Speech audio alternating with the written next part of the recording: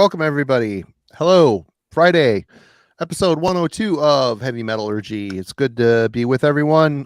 Alan, my awesome co-host, is sounding a little less snotty this time. A little How are you less. feeling? Yeah.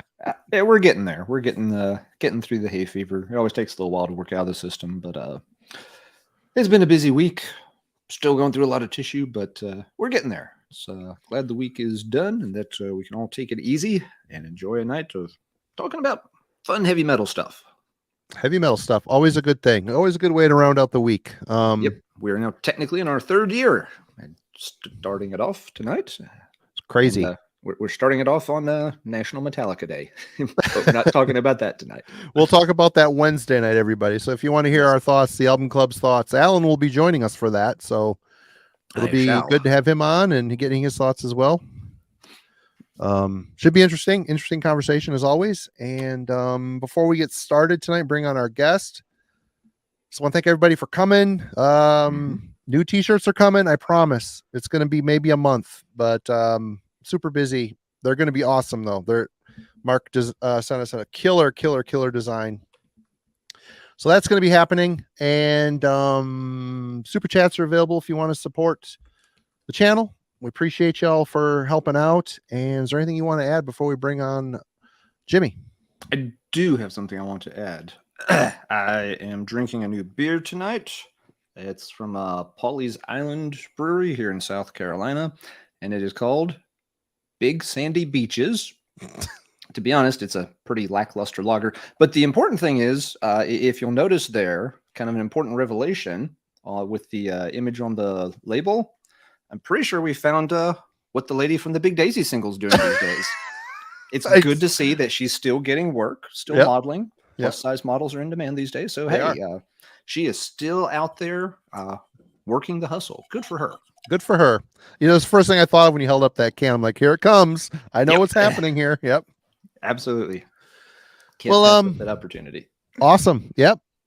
And we're still waiting for a brewery to reach out to us regarding the Sex Condor brew. I know a guy, but I don't know if he's going to want to make a beer called Sex Condor. That doesn't go with the motif of Hammerheart, unfortunately, because that would be a huge seller. Huge seller. Yeah, I know a couple of microbrews in North Carolina that they do some quirky stuff, but I'm not sure that's quite what they'd have in mind. We'll have to see if next time I chat with them. Well, without further also, go ahead. Apparently, I really am just that shallow and that transparent, because even Frank and others are also they saw that coming apparently a mile away. Yep, nailed it. The lady on the picture sleeve. Without further ado, we'll bring our guest on.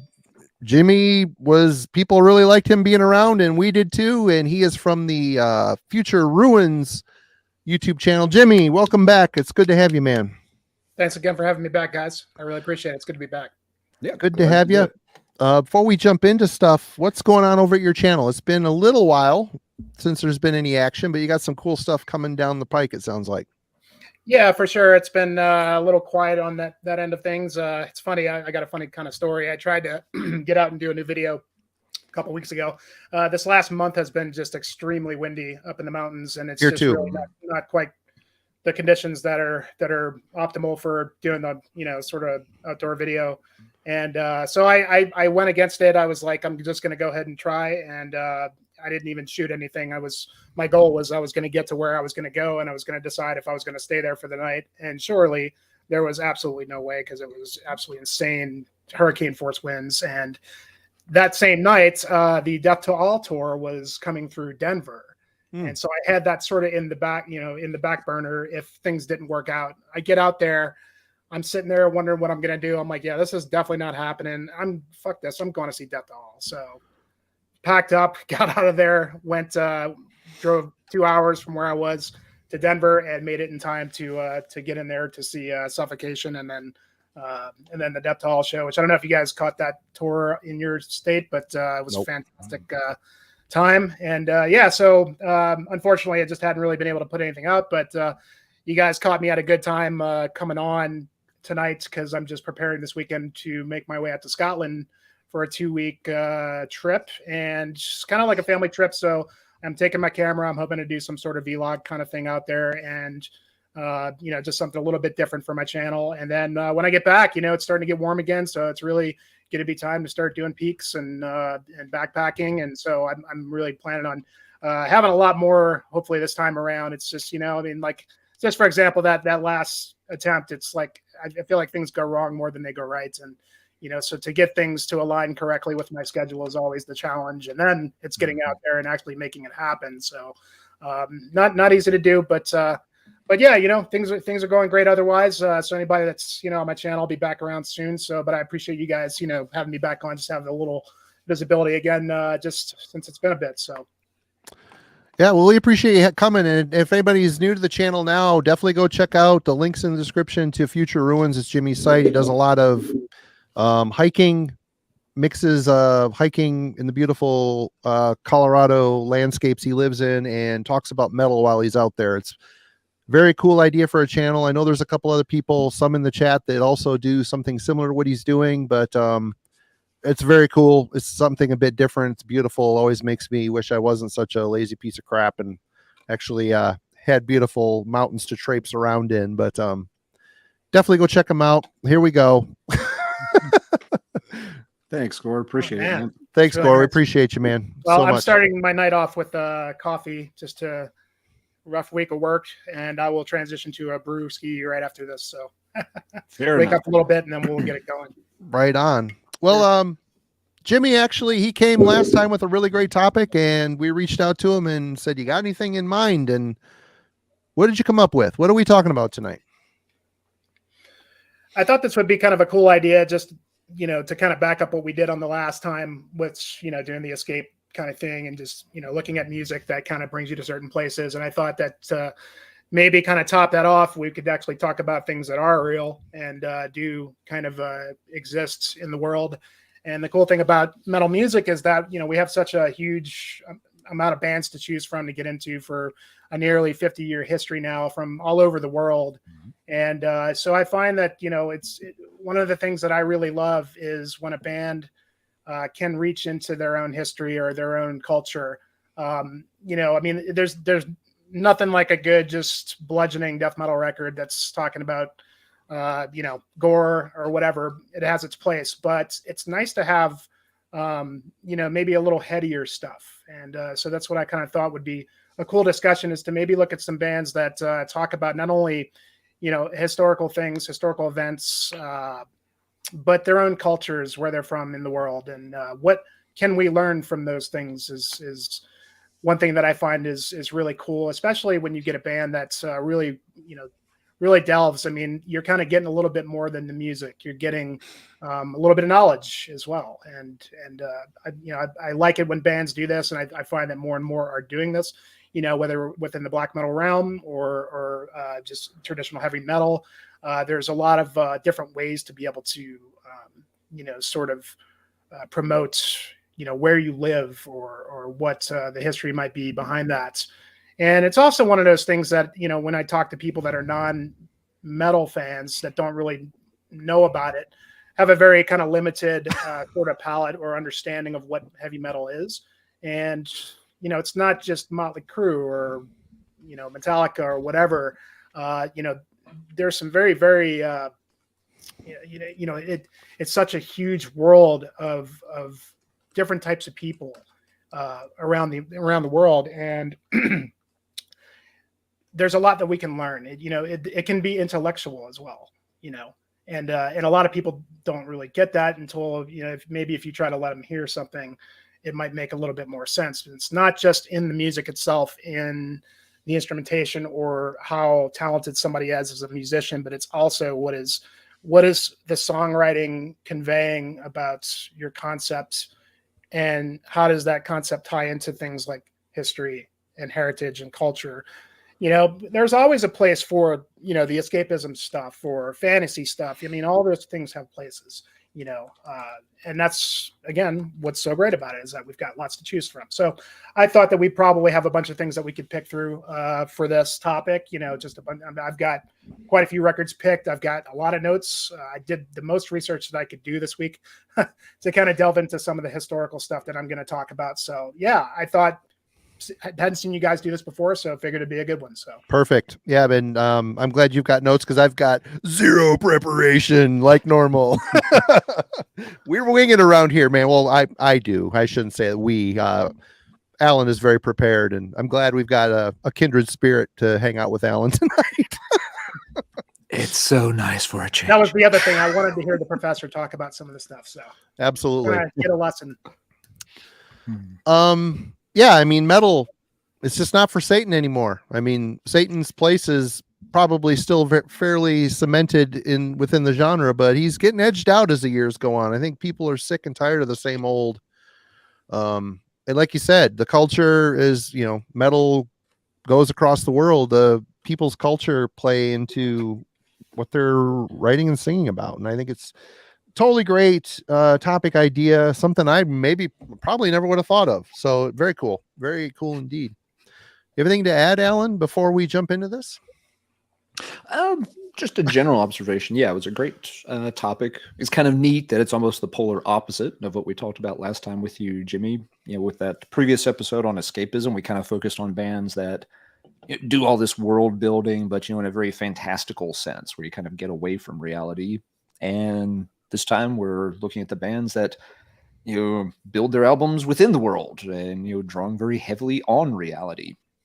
I did notice, at least just for my own perspective, going through things and looking for bands to pull and talk about tonight, I didn't find as many.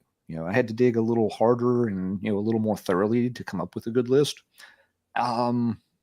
I'm guessing part of some of that again may just be bias in my collection and what I was looking at online, but I'm guessing some of it is like you just said, Marty, this is maybe a newer trend in metal. A lot of the stuff I pulled feels like it's a little more recent, not as many bands from way back in the day. That heavy metal has often maybe focused primarily on being sort of an escapism. It's something to get away from the mundane. You hear so many band members say that we started because we were a bunch of kids and we were bored and we wanted something exciting, and so they were singing about dragons and Satan and knights and Satan and cars and Satan and partying and Satan and hot girls and Satan and stuff like that. But there's been you still see plenty of that, and it's still fun and popular. But over time we have seen bands delve into these other kind of areas too. But as a more recent phenomenon, the pool may not be quite as deep. There are some things that, and folks already mentioned some in the chat, some areas you have a ton of bands that kind of do the same thing. They focus in on the same kind of culture or background. But I'm really interested to see what y'all have pulled for tonight and kind of see what kind of breadth we have for different areas and different cultures and different historical aspects or topics getting pulled on for material for bands. Because lots of bands, I guess last thing too, there are plenty of bands that do maybe a song here or a song there. But it's a different thing to really sort of make it a central theme for a lot of your music and a lot of your songwriting. So I think it'll be really cool. Okay, without further ado, Jimmy, we're going to start off with you. You're the guest. You have the honor of going first. All right. So I kind of figured I figure we're going to have a bit of overlap. We'll see how this goes.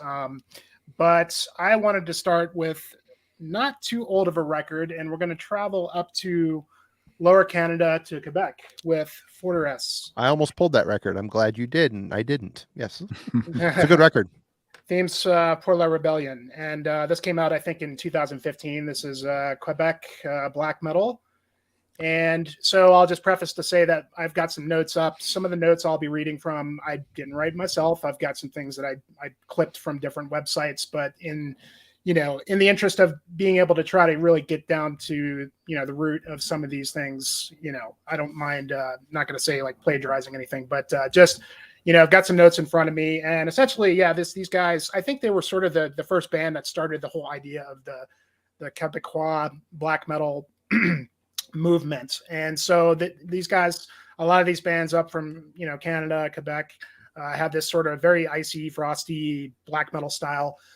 In terms of the music, it's just, blisteringly fast, just lightning speed, awesome, killer riffs, just song after song. There's not a whole lot of variation, but just the strength is in the riffs and just awesome black metal. And basically, sort of conceptually around, Lower Canada, essentially it was a rebellion known as the Patriots' War of 1837, 1838.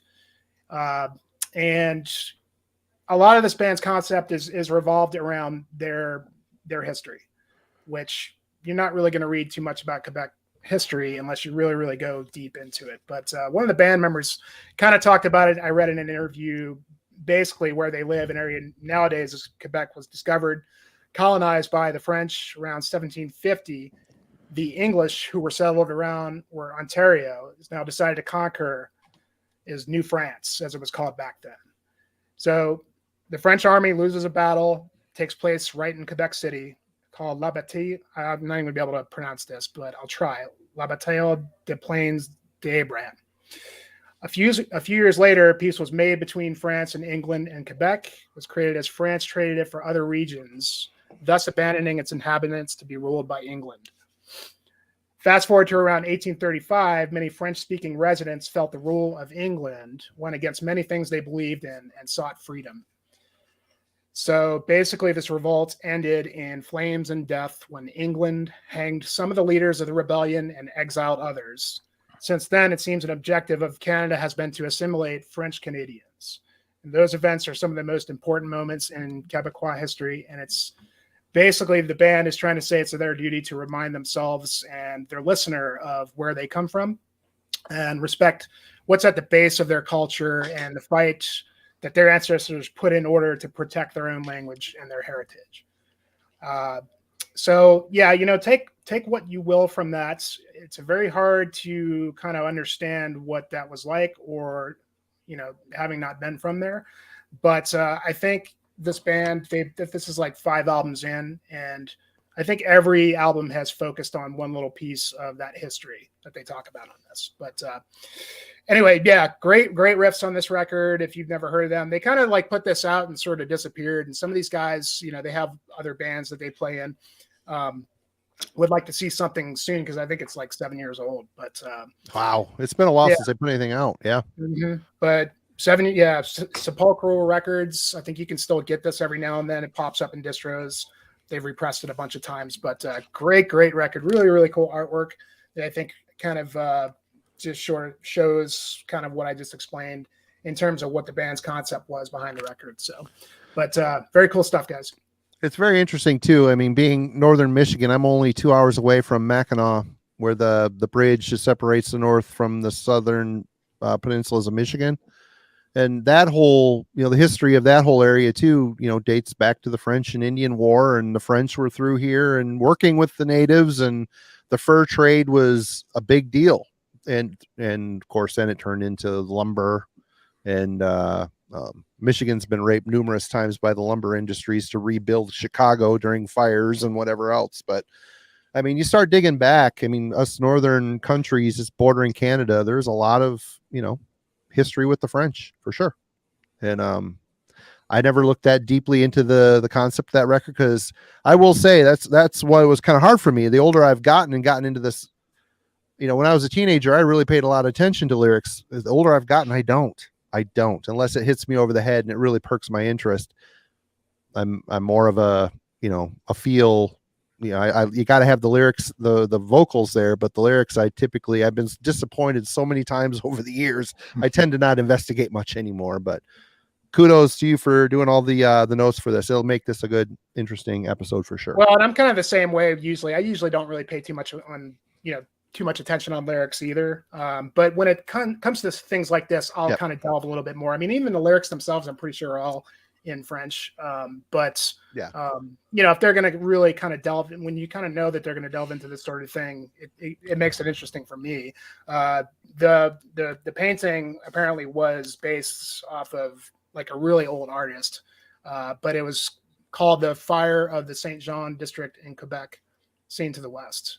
And the artwork, it was sort of part of the patriotic approach initiated by the band since the start of their careers to kind of showcase some of this stuff. So awesome start. Good pick.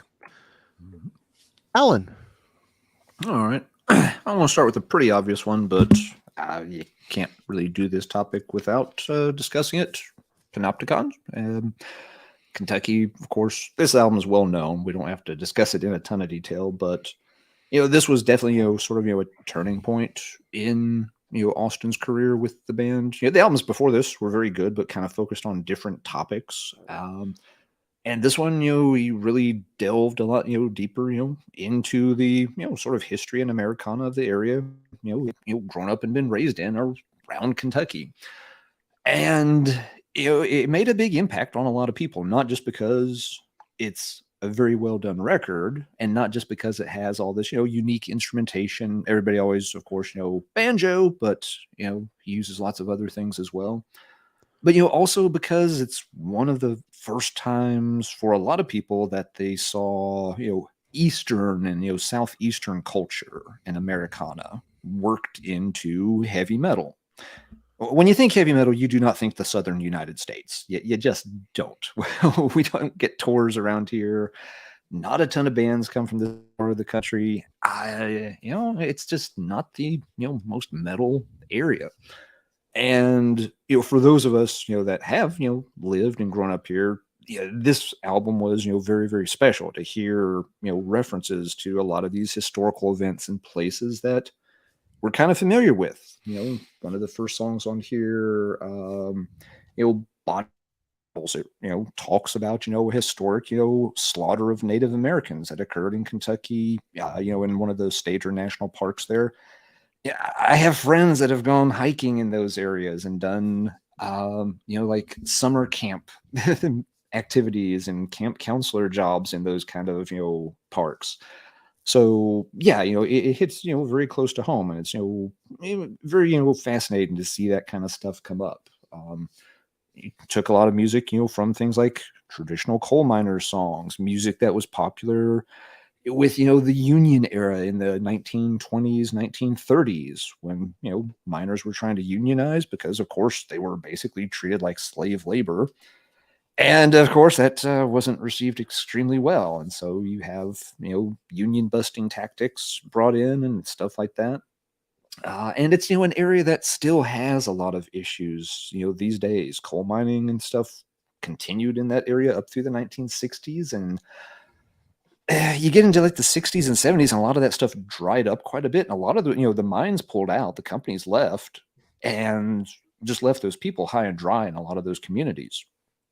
In more recent decades, as they've changed, mining technology, switched to mountaintop removal, a lot of those companies have come back and tried to reestablish. And it's, it's set up a lot of, sort of animosity even within those communities. You have these older groups of miners who are like, screw you. We remember how you just, hung us out to dry before, and you'll do it again. And then you have, a younger generation, though, who wasn't around for any of that. And, those are areas that don't have a ton of economic opportunities. They're desperate for work. And so they're arguing and fighting, wanting those companies to come in because they see it as, at least a way to make a halfway decent living doing something.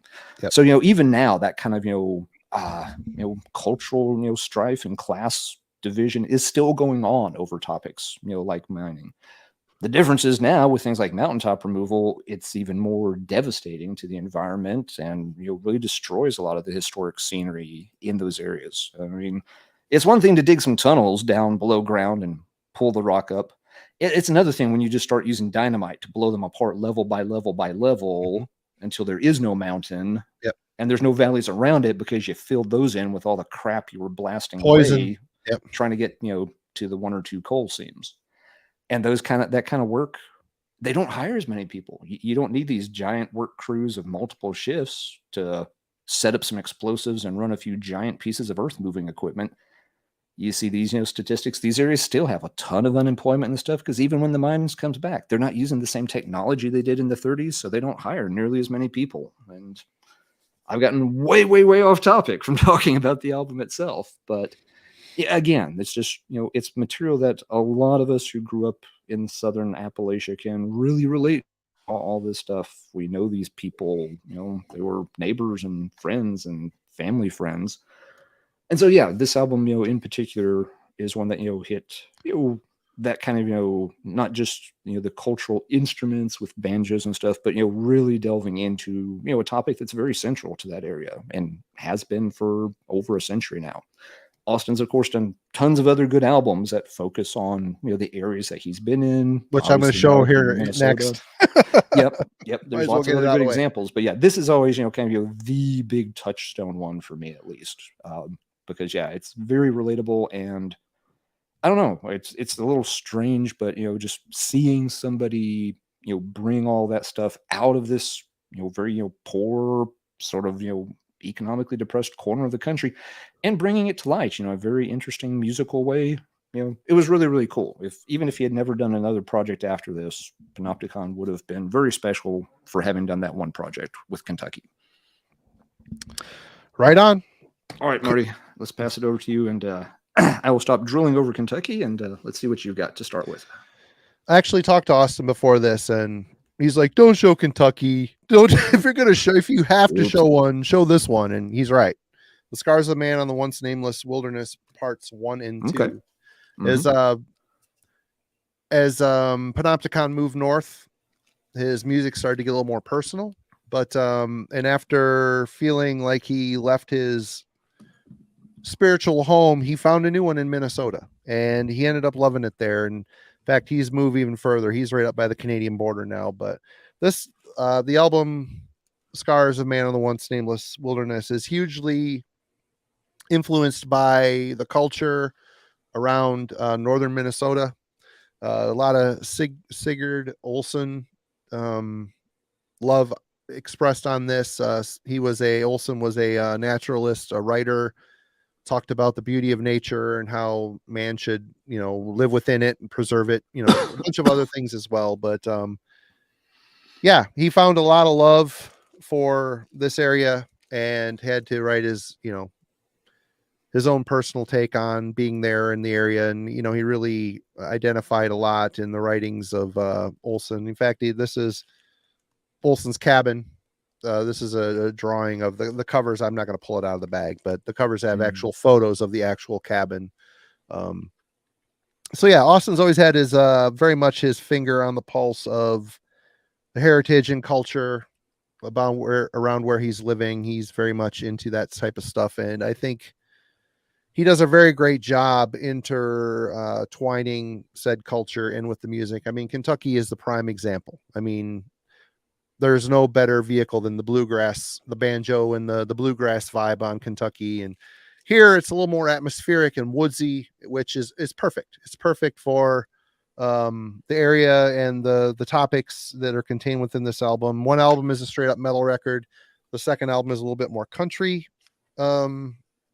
minded, not straight up country record, but there's elements of that as well. So yeah. There's a lot of Olson sample. There's a couple on here, and loons and all sorts of other samples worked in here. So very, very, very cool. Austin is always very much in touch with his surroundings and not afraid to look back and talk about, man's place within nature. I think it's a very cool topic to talk about. Yep. Yeah, he's gotten very good too, like, with those albums and, Roads to the North when he relocated. Not only talking about like, current environmental issues in nature, but he really does dig into the history in the areas. He made a strong connection with, some of the, natural writers and poets, in Minnesota pretty much as soon as he moved up there, and was, citing their work and taking pictures of locations they had worked at and using those in the artwork and stuff. So yeah, he looks at it not just in terms of current problems, but yeah, the historical perspective as well. Absolutely. Yeah, I think The Scars is probably my favorite one by him. I just love that bluegrass record. I think it's just unbelievable. I mean, I love his black metal stuff too, but it's just something about that one. But that's where he kind of knocks it out of the park, especially with Kentucky, because, metal's supposed to be rebellious. It's supposed to be kind of against the grain, and that sort of topic really kind of brings it all together, mm-hmm. That Kentucky is like the perfect union between his anarchist thoughts and politics and rebellion. I mean, it's true. The whole fighting against the unions is true activism. Oh yeah, and I mean, and that especially in that time and context too. I mean, it was it was deadly business. Very It much. wasn't some people are trying to cancel me on Instagram. It's like, oh, people are coming to my house tonight, and setting fire to it. Mm-hmm. Yep. All right, Jimmy, you're back. What's All right. next? What's next on our trip back in? Man, I think I'm gonna just like knock out my most difficult ones first, so it's like easier as we go along. But that's one I tried to do a lot of research on this band, and this is a killer record. So we're gonna go to kind of a couple different places because these band members are from kind of different corners. But this is called, and I'm gonna butcher the name, but it's Arstedir Lifsons. Not sure if that's pronounced correctly. Rolls off the tongue, doesn't it? Yeah, I know. Yeah, it really doesn't. And if I tried to pronounce the album title, it would be nearly impossible. But this came out on Van Records about 3 years ago. I think they've got a new follow-up to it. This band is basically, it's three guys. One of them is from Iceland. One of them is from Norway. And one of them is from Germany. I think I'm right there. Now, I've done a lot of research on these guys, and basically, I mean, this stuff is really, really heady stuff. I mean, they really go deep into Old Norse, Old Icelandic saga poetry, parts of the Viking Age. All of the lyrics are sung in Old Icelandic. Basically seen through what they claim primary vernacular sources such as skaldic and Eddic poetry, parts of the renowned saga literature, as well as select archaeological findings and religious medieval art. So essentially, like, so one of the vocalists, he's German. All these guys have like major, master's degrees, whatever those are, whatever that level of, whatever that would be considered in those countries. But they're basically like a bunch of young J.R.R. Tolkiens. Like, they all have specialties in philology, Old Norse poetry. It seems like they're constantly studying for new degrees or whatever it is. One of them teaches at Sweden's Gothenburg University, studying Nordic philology, history of art. The German guy, he is, I don't even know what this is, Magister Artium at the University of Kiel. Can't even spell that. So you can start to see the nerdery here. But basically, this guy went to Reykjavik in Iceland as an exchange student, earned a Master of Arts in Medieval Icelandic Studies. So you can start to get an idea of what these guys are going now. Like I said, all the lyrics are sung in Old Icelandic, which is a dead language, and the music itself is fantastic. Really, really good stuff. I mean, it's an undertaking. It's a lot of music. This record itself is like 70 minutes long. But the best way I could describe it is just, kind of pagan black metal with some folk leanings. And there's some really cool vocal stuff going on, like chanting. The guy, it literally sounds like Lord of the Rings music at times. But to try to undertake and understand what they're singing about, it comes with this pretty expansive booklet where a lot of it is in the old Icelandic language. And then they have the story. It's obviously conceptual. All the lyrics basically that don't even really read like lyrics. They read like sort of like poetry or like the Silmarillion era Tolkien, where you can try to read this stuff because it's all put in English. And I can't for the life of me understand really what the hell is going on here. I mean, all I can really glean from it is that, the history that they're delving into is, we're talking 1200s, Nordic history and, Christianity bleeding into Iceland. And there's a bit of folklore that's injected into that. So I don't know, man. I mean, I even like tried there. If you go look these guys up and try to research them, there's a couple of interviews out there. Go try to read this interview and like just try to make any sense. In fact, there's a point where the member of the band, he's talking about like all these different lyrical traditions that they've studied in Skaldic and Germanic languages and Irish and Welsh. And then he like ends it by reiterating that he's not like advocating, certain theories for different, different cultures. And then he says, I have no idea what to make of any of this, to be honest. Hence why I'm keen to ask a scholar about it and become a scholar myself. So I don't know. Take what you will from that. Some people go to Iceland for cultural studies. If I ever make to Iceland, I'm going to the Penis Museum. I'll just say that. Yeah. I'm just going to put that out there. I didn't know that there was a Priorities. phallic museum. There's a phallic museum in, I think, Iceland. Yeah. It might even be Reykjavik. I'm not sure. I'll have to look that up. Mm. Yeah. But I mean, all the nerdery aside, excellent pagan black metal. I think I learned about this from Ben, actually. Ben did a video a while back, was talking about it. But very well produced, actually easy to listen to. I mean, if you're not like real keen on, like, it's not like just some raw pagan black metal band. I mean, it's very well produced, lots of different types of instruments. You can tell what they're doing in the music is selling whatever the hell the subject matter is in here. I tried to read it and I don't really understand it, but there you go, man. That's about as deep as you can get when it comes to like melding extreme metal with like very scholarly and borderline Tolkien level of understanding of philology and linguistics, and it's just insane. I can't really wrap my brain around it, but yeah, cool stuff. Anybody interested, go to phallus.is and you'll learn all about the Icelandic phallus museum, the phallological museum. So I'm bringing it up right now. There you go. Here it's really hard to get into. Probably not too hard. Oh man. Sorry to derail your whole very in-depth No worries. We needed something to kind of break the ice on that sort of topic. So what was the name of the band again? Some Gore Metal was asking. I'm gonna throw it in the chat because I don't know if I'm pronouncing it correctly, but Arstadir Leifsons, they are on Van Records, and they've got quite a few releases out, and it's really good shit, man. I mean, the music is awesome. So check them out if you haven't heard of them, if that's your thing. Sorry, Frank. Sorry to disappoint you, sir. I don't bring the brains to this operation. I'll just say that. That's this guy. Alan, you're next. All right, let's see if we can get this back on track a little bit.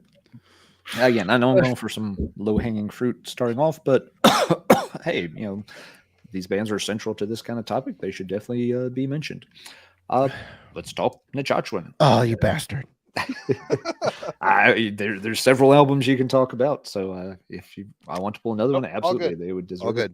But yeah, album number 3 here, Heart of Akamon. Andrew and Aaron, of course, their main source material is going into Native American history from the eastern part of the United States, Ohio River Valley, particularly. Very much upper West Virginia, Ohio River Valley, Western Pennsylvania, those kind of areas. And again, it's very cool it's an area of the country that yes, does have a lot more going on than in terms of heavy metal than the South, but it's not an area where you hear a lot of that history unless you live there. You don't get a lot of the detailed history of the Ohio River Valley and stuff if you're in other regions.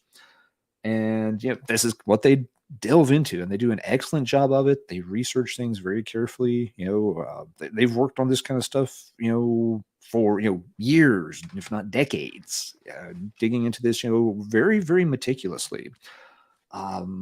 They're very much deserve to be called scholars in this material. They talk to people associated with the tribes. They really go to a lot of effort to hear it from as close to those original sources as you can get. Aaron is very involved with some of the tribes there, and he's part Native as well, and he considers himself an amateur historian. So yeah, and rightly so. He's semi-professional historian, I'd say. And there's nothing amateur about. He does a lot of work. Yeah. And it's conveyed in just tons of their music. Even the choice for cover painting here. This is a painting by William Denig that is the defeat of General Braddock And this was a historical battle between, French and Indian, pre-Revolutionary wartime. Braddock was a British general, and he was defeated by the French and their Native American allies in 1755, and it basically secured control of the Ohio River Valley for the French for that time. After Braddock's defeat, the British had to pull out of that region, and for a time they did not have any influence there. So even in their choice, of cover paintings and stuff, they're digging deep and picking things that are very central, to that period that they're so interested in. And you get it across, lots of the lyrics, the artwork, the aesthetics of the band. They do a superb job of it. And again, past year or two, we've seen, sort of an uptick in, Native American influences in heavy metal, especially with, some black metal projects. But Andrew and Aaron have been doing this stuff, for years before it started to become popular here more recently. And they do an excellent job with the history of it. And they don't just focus on war. I think a lot of the newer bands that are digging into that style are very much metal. It's got to be about war, kill, kill, kill. And there's talk about some of the tales and the histories, but most of it is, not. Yeah, it's more examining the overall culture, not just the three battles that defined the French and Indian War or something like that. This is a band too. If you check them out, or if you've already checked them out but you've never sat down with the CD booklet or the lyric inserts, you should definitely do so. Andrew put and Aaron put a lot of work into writing out detailed descriptions of what's going on. So you've got the song lyrics, which is fine. But then, they'll often have, individual liner notes for each song telling you, okay, this song is referencing this particular area of West Virginia. And, the lyrics for, this next song are talking about the death of this particular individual and, why they were significant in their community and why it had a big impact, as a historical event to people from that region. So the liner notes are fascinating to read. It is like reading a history textbook. In the good way, not in the 7th grade makes you fall asleep and drool in class kind of way. So definitely take the time, read through the stuff they're writing. It's really interesting stuff, and it complements the music perfectly. Some of the best music too. They're so good. And yes, again, I'm straying away from the music. The music's just really, really good as well. And these are albums, the things we've talked about so far. These are albums that tend to be ones you can spend a lot of time with and still get value out of. These albums aren't that easily digestible. You're not going to play it once or twice and be able to hum along with the whole thing. But that's a good thing, I think, that you can really delve into the music, keep coming back to it and playing it over and over. And as you find out and read more of the lyrics and learn more about the topics, you're also learning more of the aspects and nuances that they're working into the music with all the different instrumentation, time changes, different vocal styles used. So it's really well-crafted stuff. And I want to add too, since we're talking about Nachachwin, the album came before Azimuth to the Otherworld. This whole album centers more on the prehistoric tribes, Adena and the Hopewell Indians, natives that weren't. They don't have a lot of information on them other than, things that they've found in archaeological digs, ritualistic pipes and whatnot. But these guys were the mound builders. You go down through the Ohio River Valley, there's mounds here and there. There's the serpent mound, which is like shaped like a serpent eating an egg. You can see it from drone footage and whatnot. Is amazing.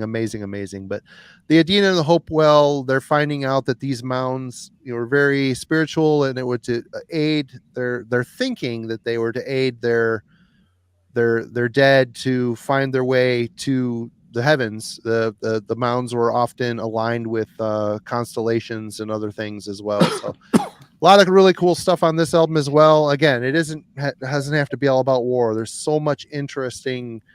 I mean, the indigenous people of this country, they had, a different way than the Europeans. They just had, a different level of evolution, and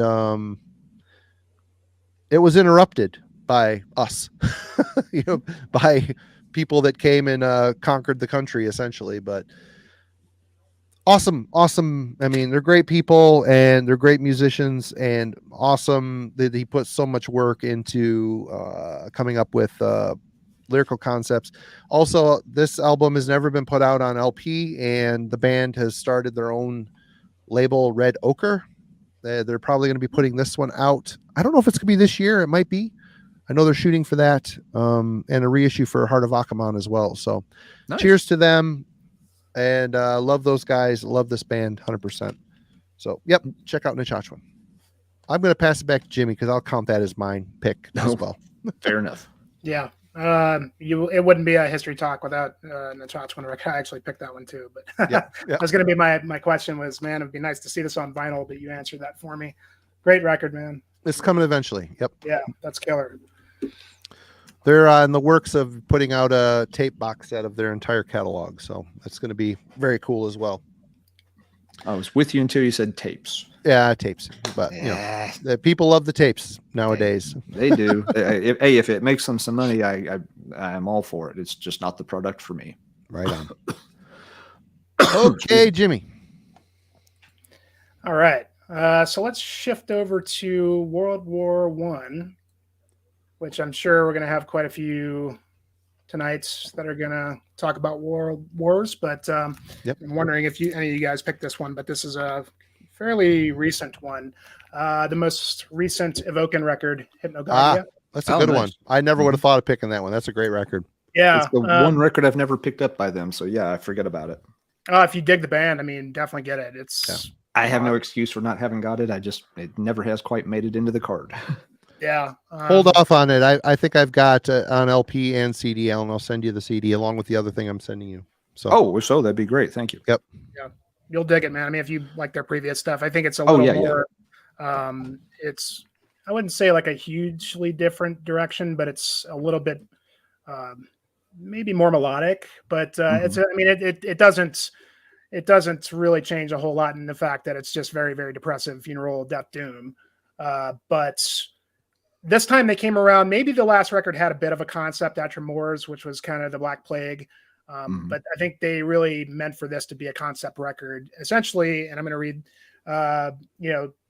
revolving around a dying soldier, bitter, disillusioned by his experiences in World War One.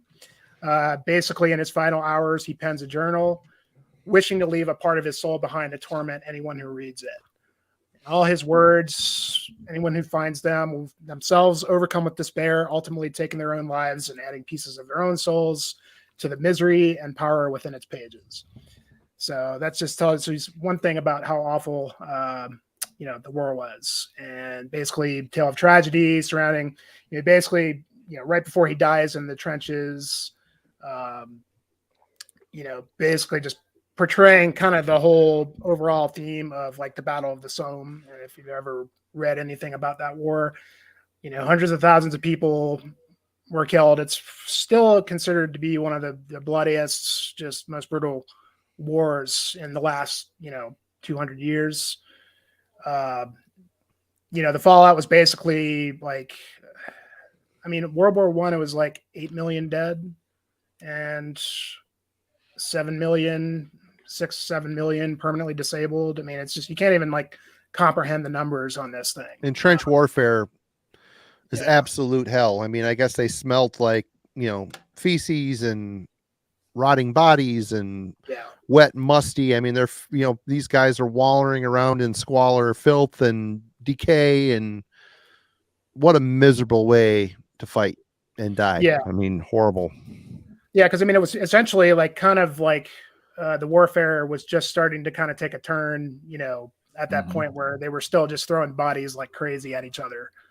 So you're essentially in two trenches and you're just firing at each other until everybody's dead. And it was modern warfare at the time, the gauntlet gun. I mean, you're walking up against a hail of bullets or running up, commanded to run, and you're getting mowed down by these gauntlet guns.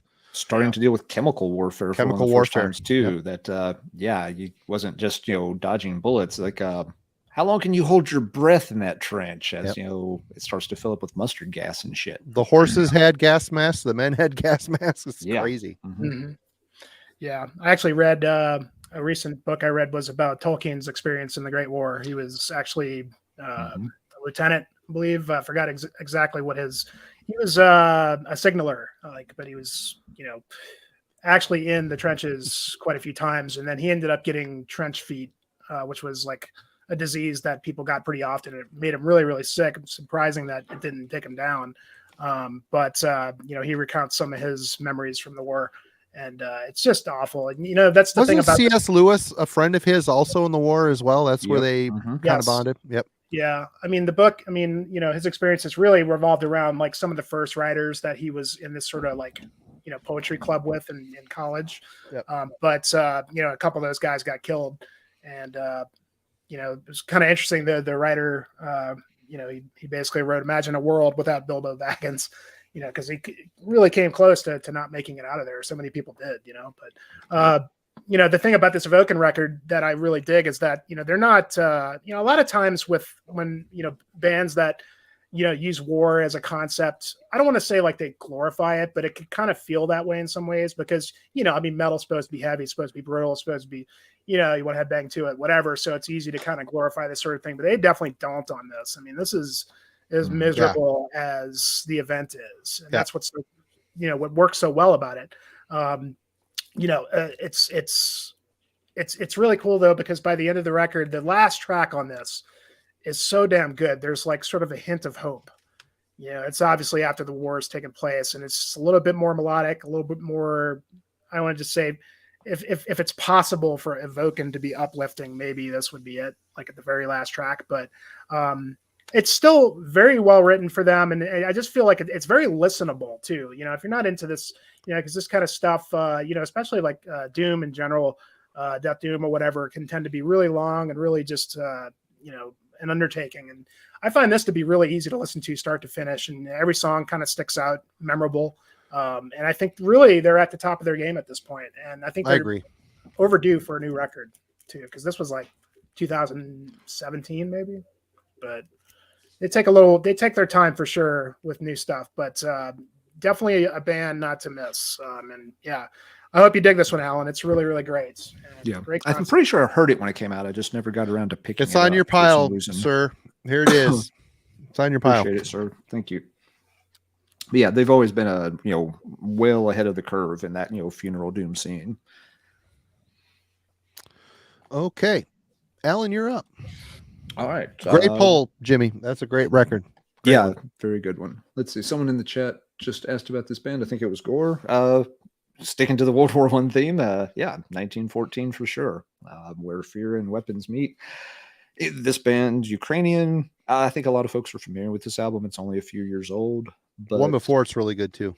I have not heard the one before it, so that's something I'll have to check out. Just one of those bands I want to get back around to and hear more stuff by, but there's 100 bands on that list. But yeah, this, it's one thing that's neat about this album, they obviously, in terms of, packaging, everything, even with, the band photos, they try to look, very period, or, the era they're kind of obsessed with. And like we were talking about with, Nachatra and other bands, they're not glorifying war whatsoever here. It's not G.I. Joe or some crap like that. It's looking at it from a lot of different angles and aspects. The album has, a unifying theme of all being about World War I, but each song is kind of its own little mini story.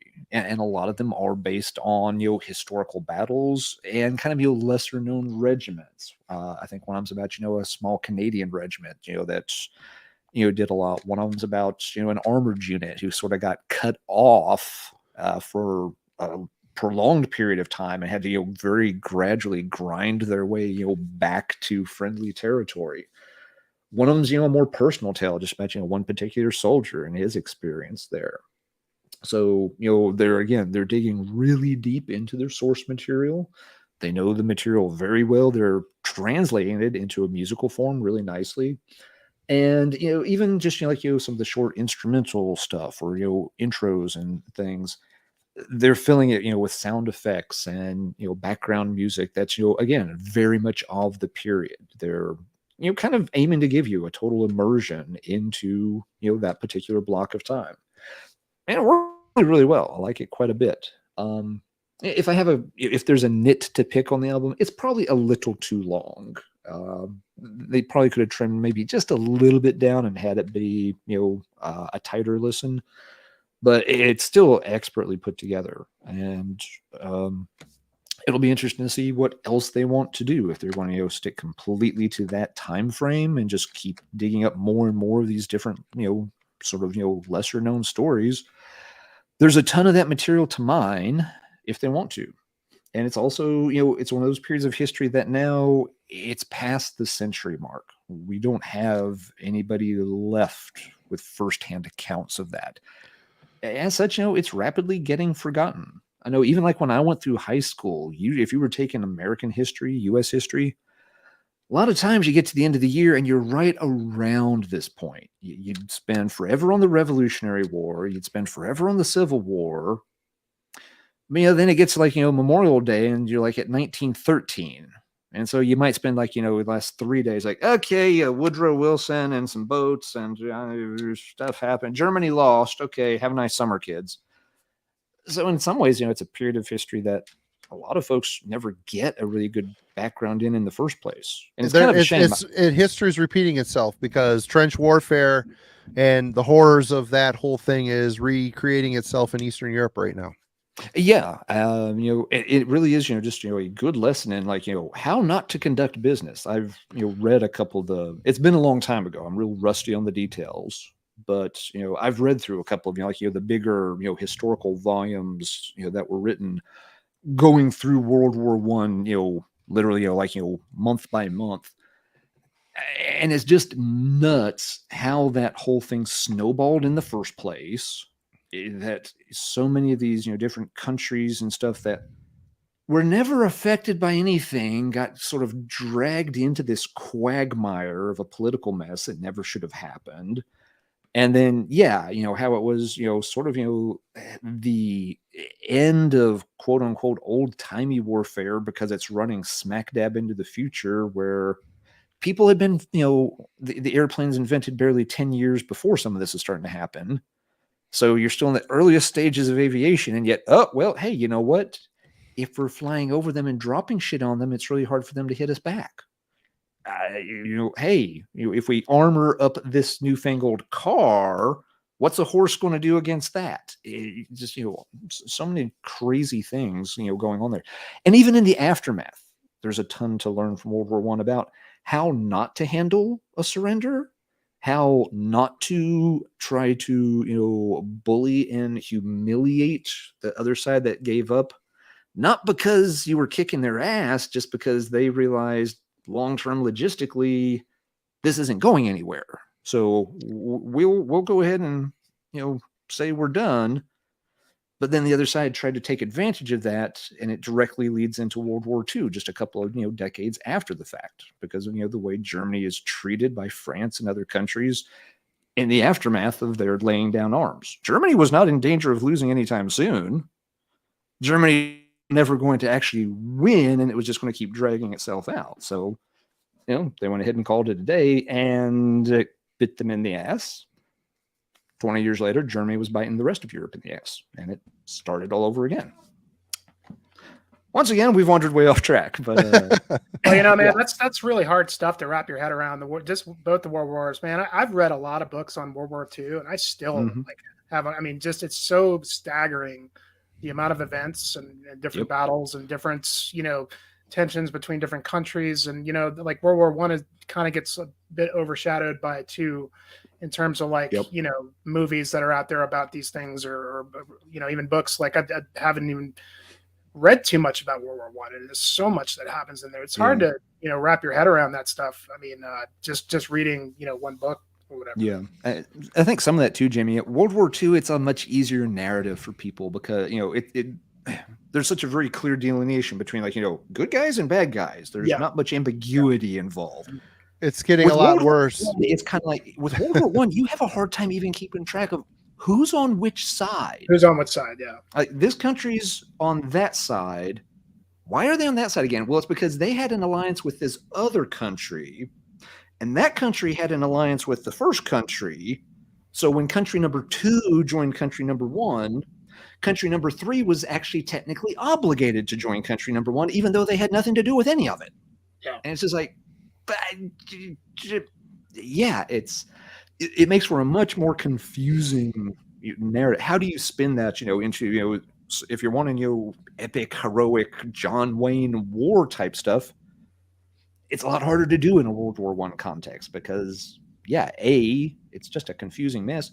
And like Marty said earlier, a lot of it's more trench warfare, and there's not a whole lot glorious about sitting, in the same trench where you're exactly like 10 meters out of range of the machine gun nest in the other trench on the other side of the field, and you just sit there staring at each other while you're starving.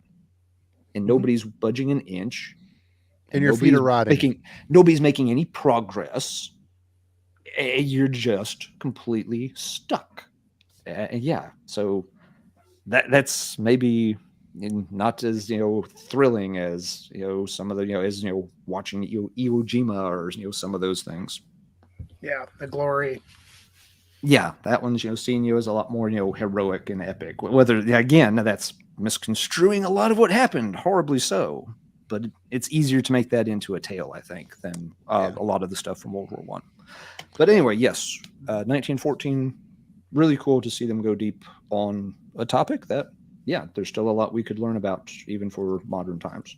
And musically, it's kind of weird hearing, that old war type themes mixed with more of a modern black metal kind of. I hear a lot of hypocrisy in their sound, to be honest. That modern guitar tone, hypocrisy mixed with bull thrower. Kind of mid-paced, but with more of a hypocrisy tone. I don't know. They're great. It's They're a hard good band sound to describe. Yeah. I have a real hard time describing what 1914 sounds like. There's black elements. There's a very doomy vibe, but not really black and doom. It's hard to pin down. See. Well, so Marty, do you have a world, or you want to keep the theme going? Do you have a World War One themed one? It's war, and the style of this band.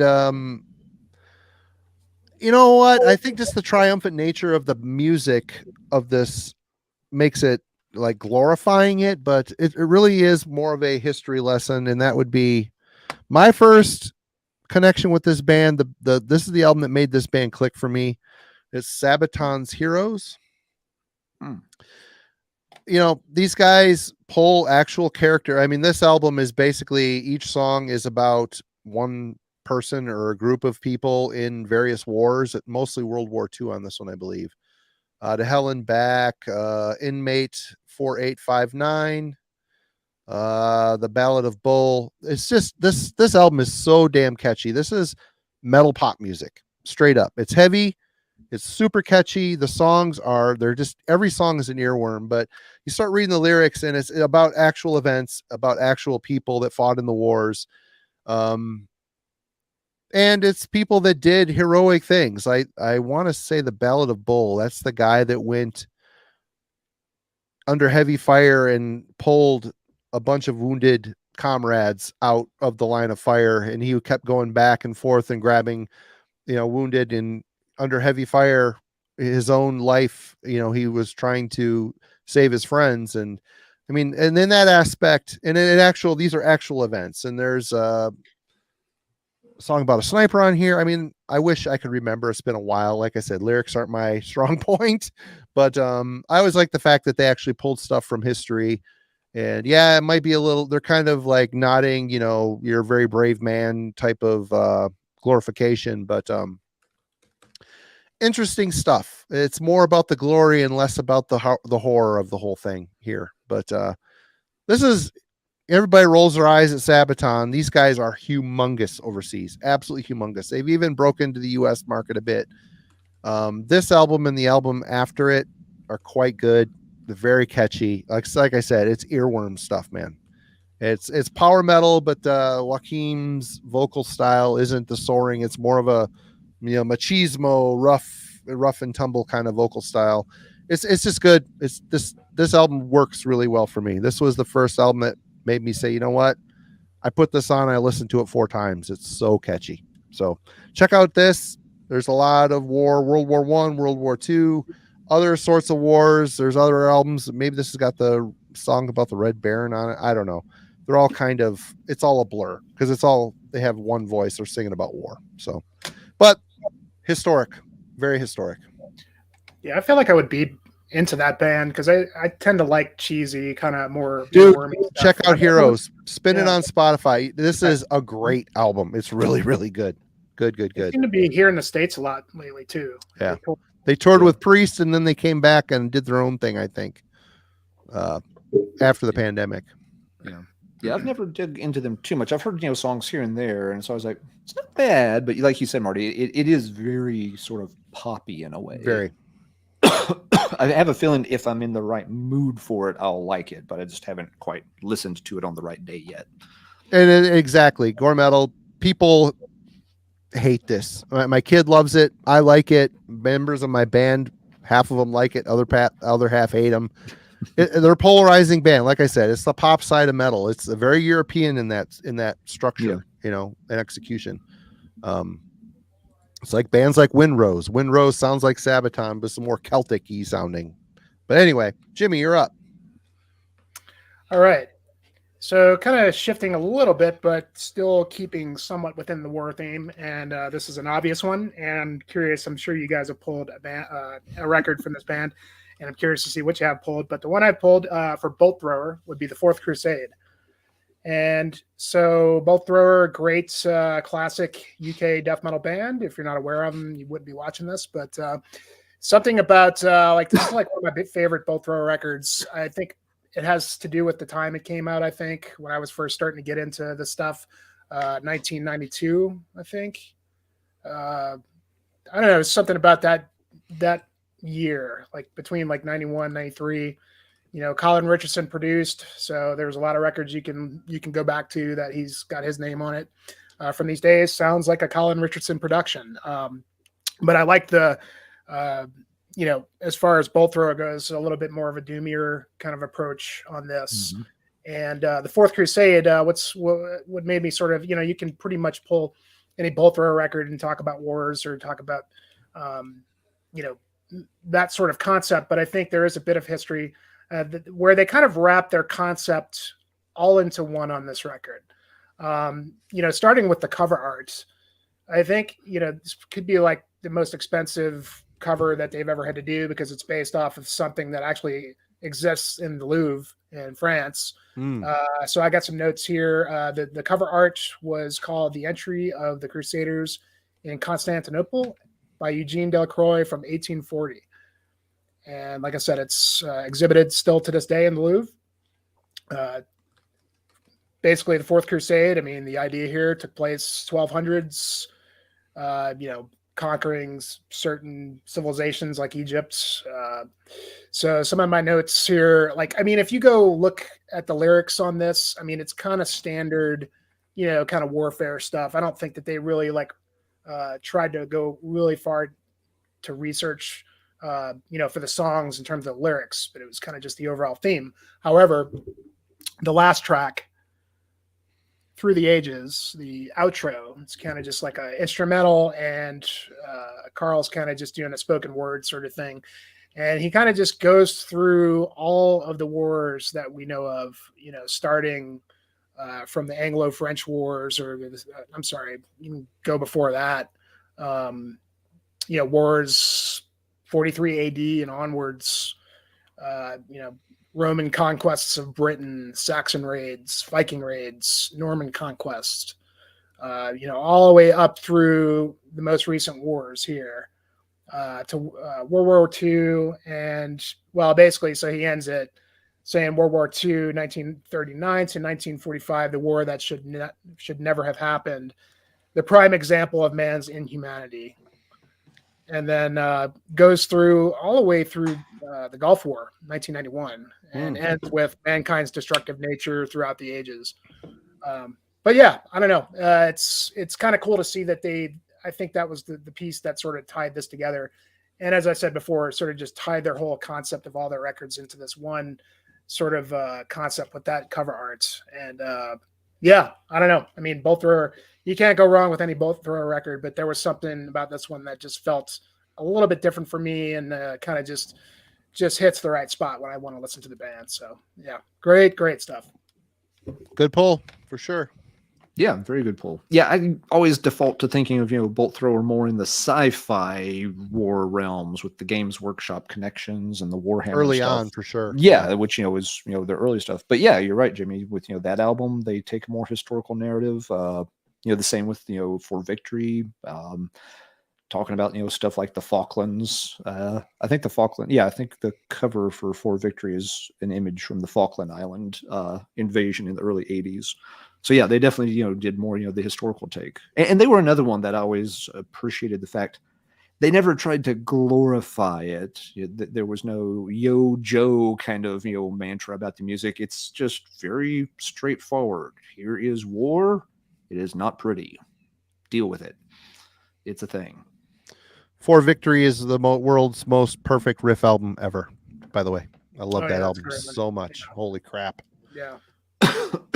All right. They really don't have a bad record, but they really don't. They really don't. That one's great. Yeah, they're all really good. All right. Professor Steele, what is next?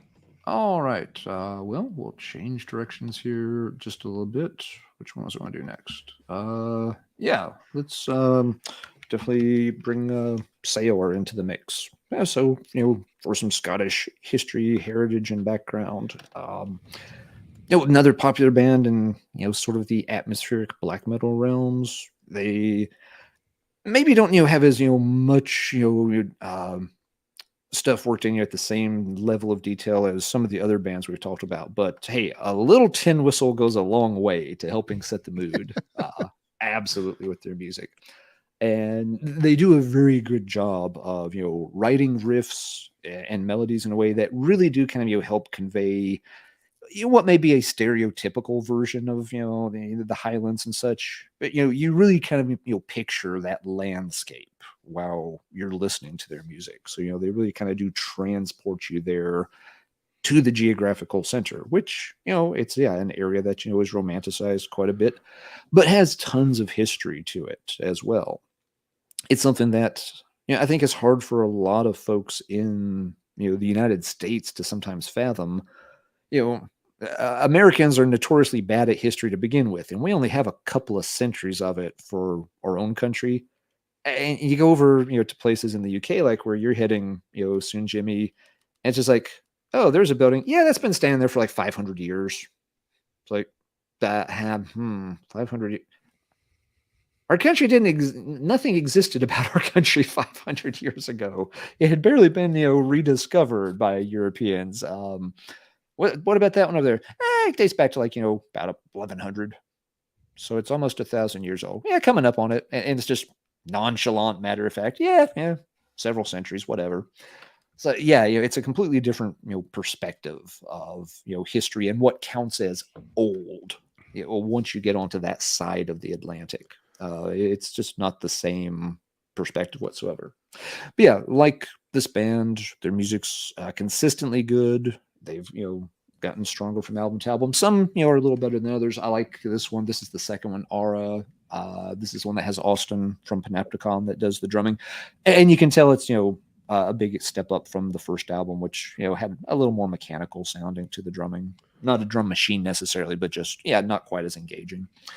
But yeah, if you want, something that's, really gives you, sort of, that Scottish feel to it, Sayor is an excellent one to follow up on. And this is another band I feel like is due for another album out, unless they had one that I've missed. They just came out with one a year ago. It's really good too.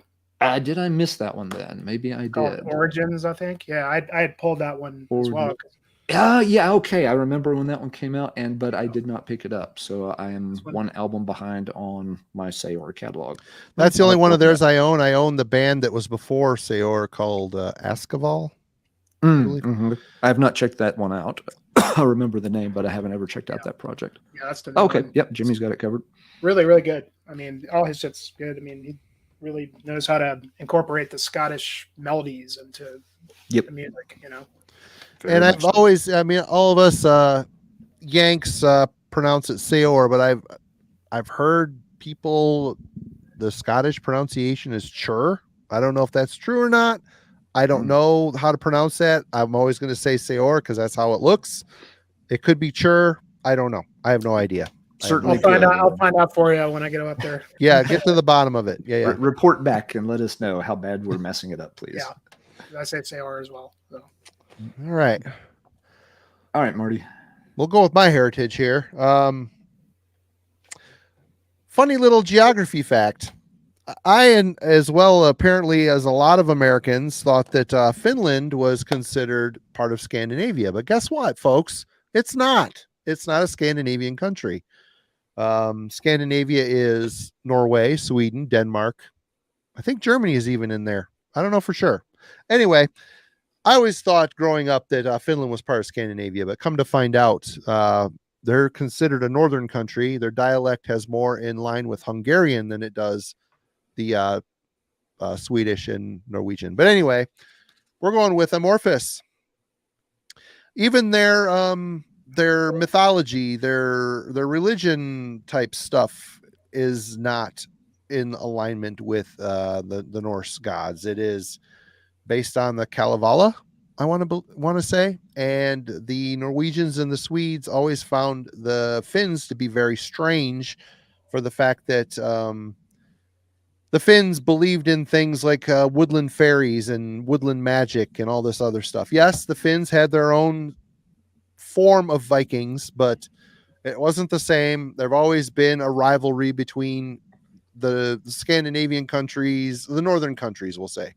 So yeah, I always felt like really dumb that like, oh no, Finland is a northern. We call them a northern country. They're not Scandinavian, and it's always the Swedes that have to point that out. By the way, but yeah, here we go. Early, we've got the Karelian Isthmus and Tales from a Thousand Lakes. Lyrically, these guys pulled from the book, the Kalevala, the folklores, the themes, the tales. I've never read the Kalevala. I've read a book called Finnish Magic back in the day, which was very interesting. They had a very strange way of seeing the world and spirituality compared to the Norse folk. And to this day, I think they're seen as weird compared to, I think the Scandinavians largely see the Finns as weird and different, but they're not. I mean, it's just different culture, different coming up. It's just weird how a little sea they're connected at the top, but there's a sea separating them and there's such a big difference. But that's Europe. Let's face it. I mean, I can drive between Michigan and Ohio and, Indiana, all that, and the language stays the same. You go from Germany to Switzerland to, wherever, and the language barrier changes in a matter of 2 hours. So it's very different over there than it is here culturally. I always thought it was really cool that these guys focused on their culture and their heritage when it comes to spirituality, mysticism, all that stuff. They're very much similar to their Scandinavian brothers, as the fact that, Finland, nature dominates Finland. I think back when I was in high school, I had to do a report on Finland because I picked, country. My last name is Ritkinen. I'm Finnish, mostly Finnish. And so I picked Finland, and the country at that time's biggest export was wooden matches. So forestry is very much a big a part of their culture, and lakes. And I think this early amorphous stuff is a prime. They really tapped into that vibe, that atmosphere.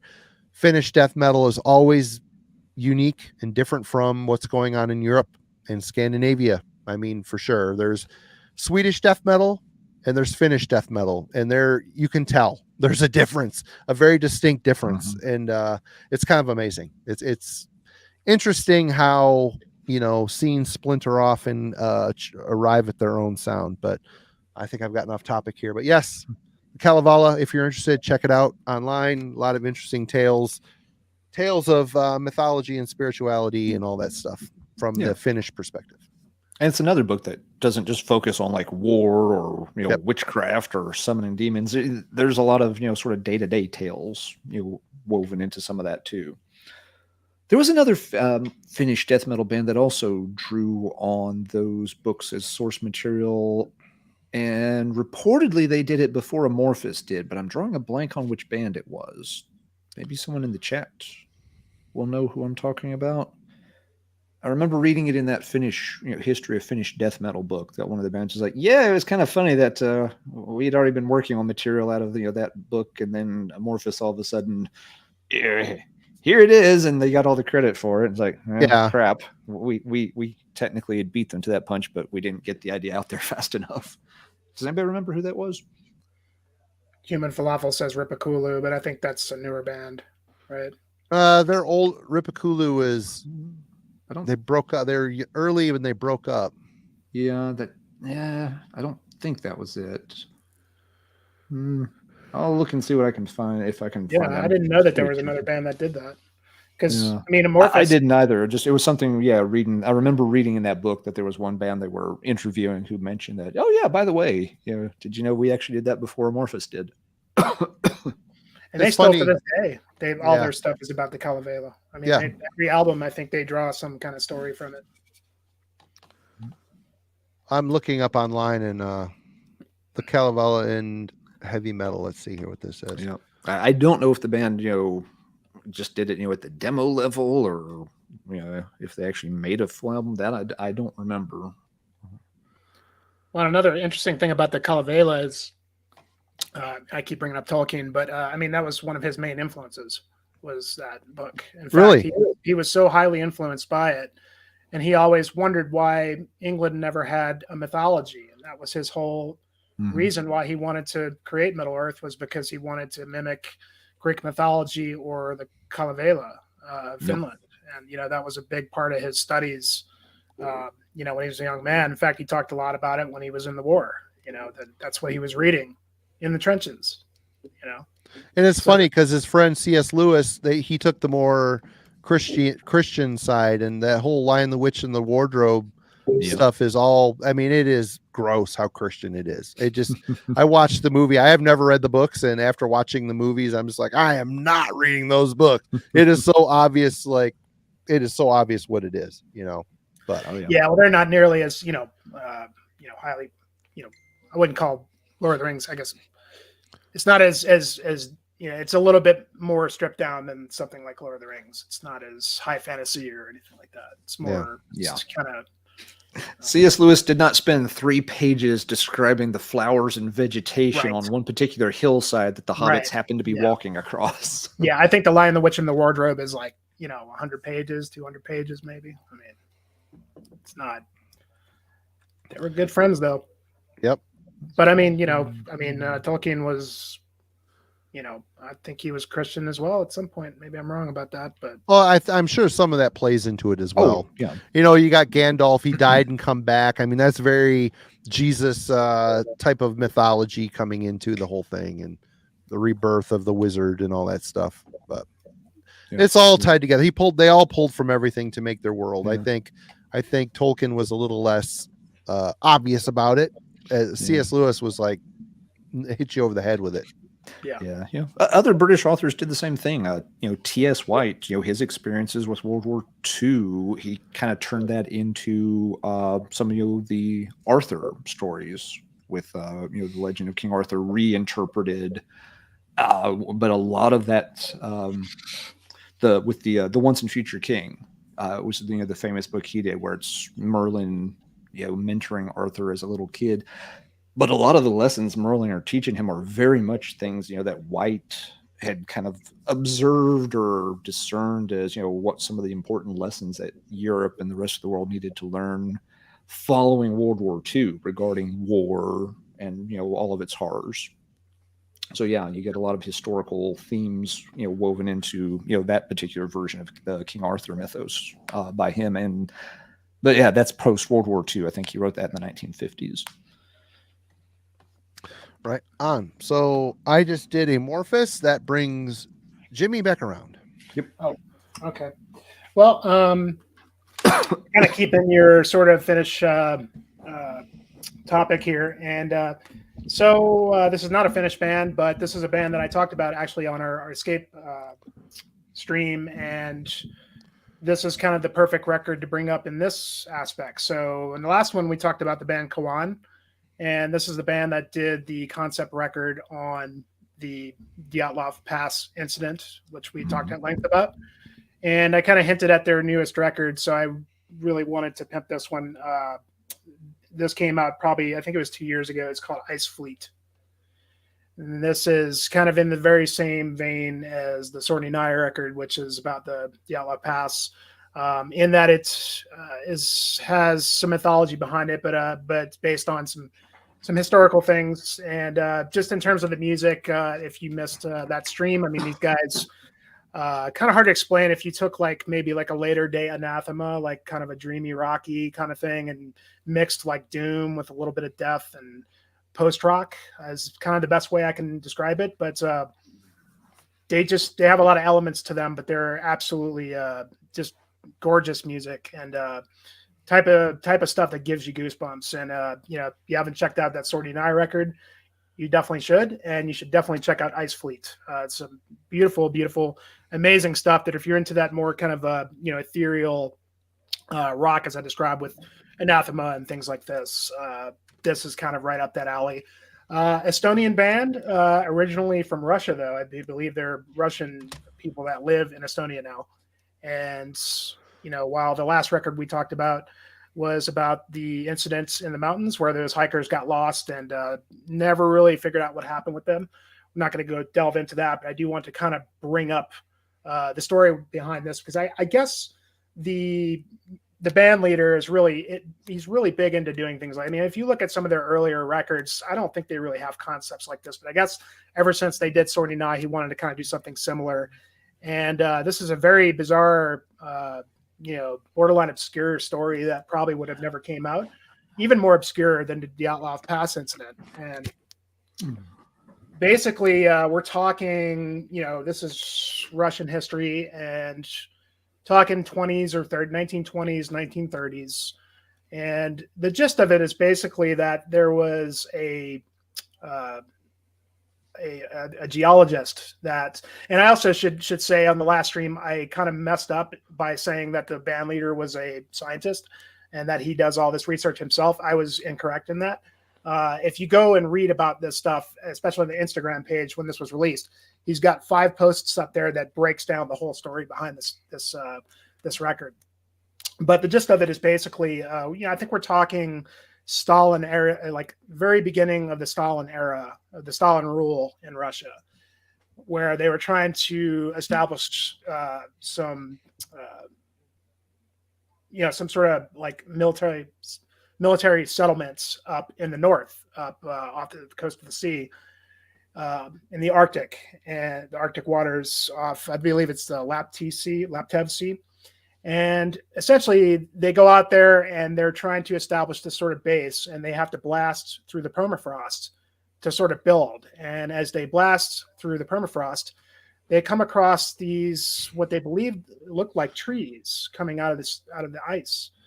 But as they start to blast further, they discover that they're the tops of the masts of ships. They find a series of ships that are buried and frozen in the snow or the ice. And they have to abandon the whole plans to, build this base, and they get these investigators out there. They get deep in there and they discover the crew, and they discover, everybody's dead in there. Obviously, well preserved because of the ice. Froze to death. Yeah. And so the manner in which people died, just like the Dyatlov Pass incident, was very strange.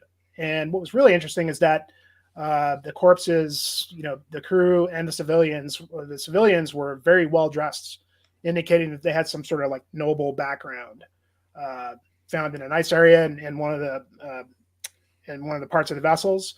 But what was really bizarre is that they were found with like very unnatural postures. Their tongues were sticking out, disfigured mouths, and nobody could find out anything about these people. And so the geologists and the people that were there to build and blast into the permafrost, had basically taken some evidence and taken some pictures while investigators showed up and took everything that they had, and they took all the the team that was responsible for building it, they took them away and put them in the gulag, and basically tried to cover it up. So that's really all that's really known about this. If you wanted, there's a little bit more to it. I'm not going to read all the stuff, all the notes that I have on this, but you can go look at Kawan's Instagram page. There's 5 posts. He breaks it all down.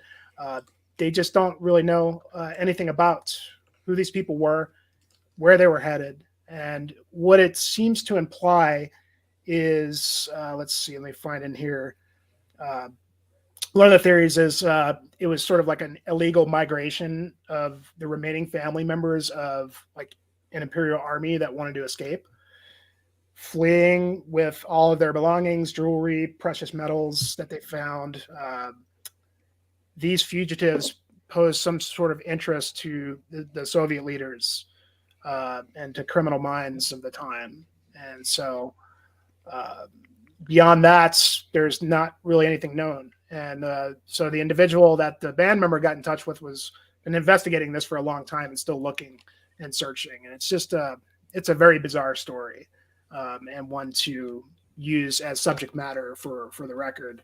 And I find that the music kind of, just like Sorny Nide, adds to that whole mystery and wonder about just this, completely obscure story of Russian history.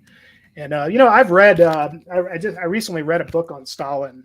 Just when this war broke out last year, I was kind of interested in learning a little bit more about Russian history and just kind of how life was there. And it was, wow, extremely. You just can't really comprehend what life was like. Extremely brutal, and so it's interesting subject matter for a band like this that even Estonia I don't really know anything about. But anyway, I'm sorry to be so long-winded about it, but because it is a record that I highly, highly recommend, a band that I highly recommend, that I hope people go check out if you haven't already. Kawan.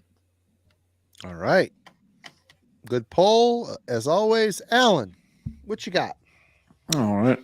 Yeah, so I missed a little bit of that. I was looking on the bookshelf. I used to have a book on that Dyatlov Pass incident, but apparently I have loaned it to somebody, so it is forever gone. I'm pretty sure I know who I gave it to, and he also has a bunch of my Tolkien volumes. So, Dave, if you're listening, I'll see you next month, and you got a bunch of my books. But that's cool if you're still working through some of them. All right, a band that has been mentioned in the chat a couple of times already. High time that we brought them up. Ireland's Primordial. This band, started out in a very different vein. Their first album is, more of a black metal affair. It's not a particularly great black metal album. It's not horrible. It has its charm, but they're corpse painted and have some of the fancy Dimmu Borgir type clothes on and stuff. It didn't quite gel for them, and I think fortunately for all involved, by the second album they started on a very different path. And their music's always been a little unique or a little hard to describe or compare to other things. It's got a very melancholy atmosphere to it. The vocalist does a very good job. It has this kind of proud, angry, defiant mixture of emotions, which goes along with a lot of Irish history and stuff. A lot of their topics and lyrics are sort of about things like identity, community, a lot of fears and concerns about things like globalization, kind of wiping away a lot of people's heritage and forgetting where they came from. At least they're traditionally doing it again from a historical standpoint, not from the more far right angles that we see too much of these days. I always grab this one when I'm talking about Primordial, Spirit, the Earth of Flame. I always thought this was arguably their best album. They just have the songs are all great. Again, the vocals can just be very venomous, very spiteful, very sort of angry at the lot that's been cast in life, and all the crap that Ireland's had to deal with over the centuries as well. Kind of works its way into a lot of the songs. But really, all their albums after that debut are pretty solid. There's only one of them I think that I was always felt like it missed the mark a bit. That one came a little later. But yeah, they've got a long discography with a lot of good albums in it.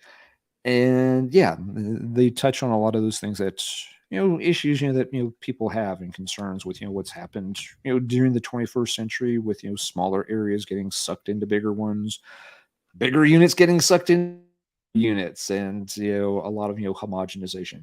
There are benefits and advantages and reasons for some of that, but Primordial just always kind of addresses it from the standpoint of you do lose something along the way if you're not really careful. That's important to keep in mind, that you don't necessarily want your heritage or all this history tied to your land completely wiped out while they're building another Walmart and McDonald's and another Disney fun time plushy happy center kind of thing as well. So yeah, always a pretty interesting and thoughtful band. Not everybody's cup of tea, but I've always liked their stuff. Someone mentioned Alan Averill's podcast, Agitators Anonymous, the Alan Averill podcast. It's on YouTube.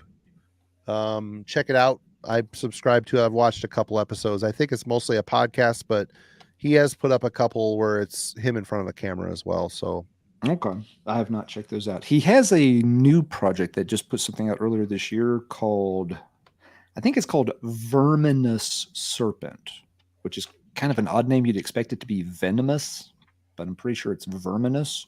It's more of a black metal project, and it has a few other notable musicians. So it's a little bit of like a super group type of affair. I've got it. I haven't listened to it. It's sitting in the iPod folder waiting to get some spins. But early reviews of it were that it's pretty solid, just in a much more black metal direction than what you'd associate with Primordial. He was also involved in another super group of sorts called Twilight of the Gods. Fire on the Mountain is the name of their only album. It came out in 2013. Don't know that one. It's a good record. I own it on vinyl. It has Nick Barker, Runa Eriksson from, of course, Ara Noir and Mayhem fame, and Alan are the two main. There's 5 people in the picture, but only 3. Oh wait, complete lineup past members. Iscaria, who was also in Immortal for a while. Patrick Lindgren from Thyrifing and Pantheon, and Froda Glesnes from Einher, Battered, and Beelzebub. So it's a super group. It's a good record. A very Bathory-esque record. Oh, okay. Yeah, I'm checking Verminous Serpent now. Yeah, it also includes Matt Bree from Malthusian, which is a band I've heard a little bit about. And then who's the third person?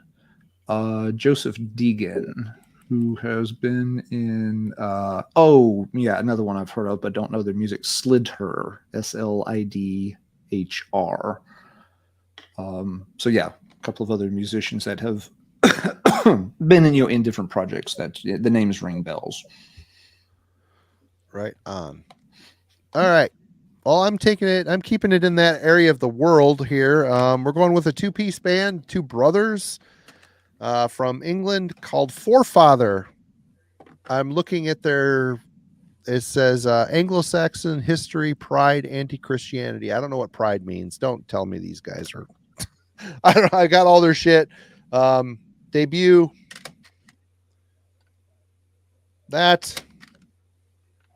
These guys are awesome. You want to talk about a riff machine? Holy crap. Whichever one of this album, Steadfast, there is not a bad riff on this record. So catchy. This is the first album I heard of theirs, Last of the Line. It talks a little bit. There's a little bit of Viking incorporation into the English history storyline. A lot of Anglo-Saxon stuff. There's a lot of, Gaelic dialect enter some of this music. They're very much an English history centric band.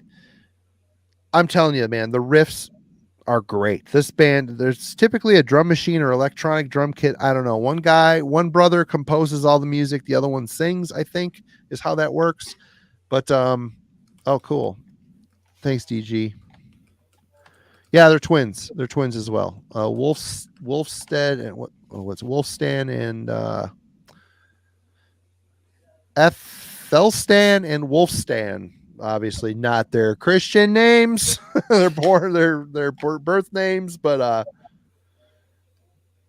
a lot of history here, and the vocals range from clean singing, triumphant clean singing, to harsh vocals.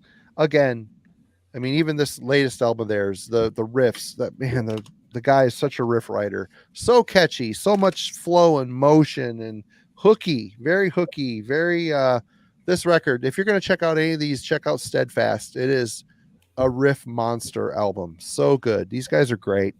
Again, it's kind of interesting for a band to dig into the English history, which is a very old history. I mean, that's kind of the start of our own country's history, is, you know, the English trying to escape many things. Religious persecution is one of them. But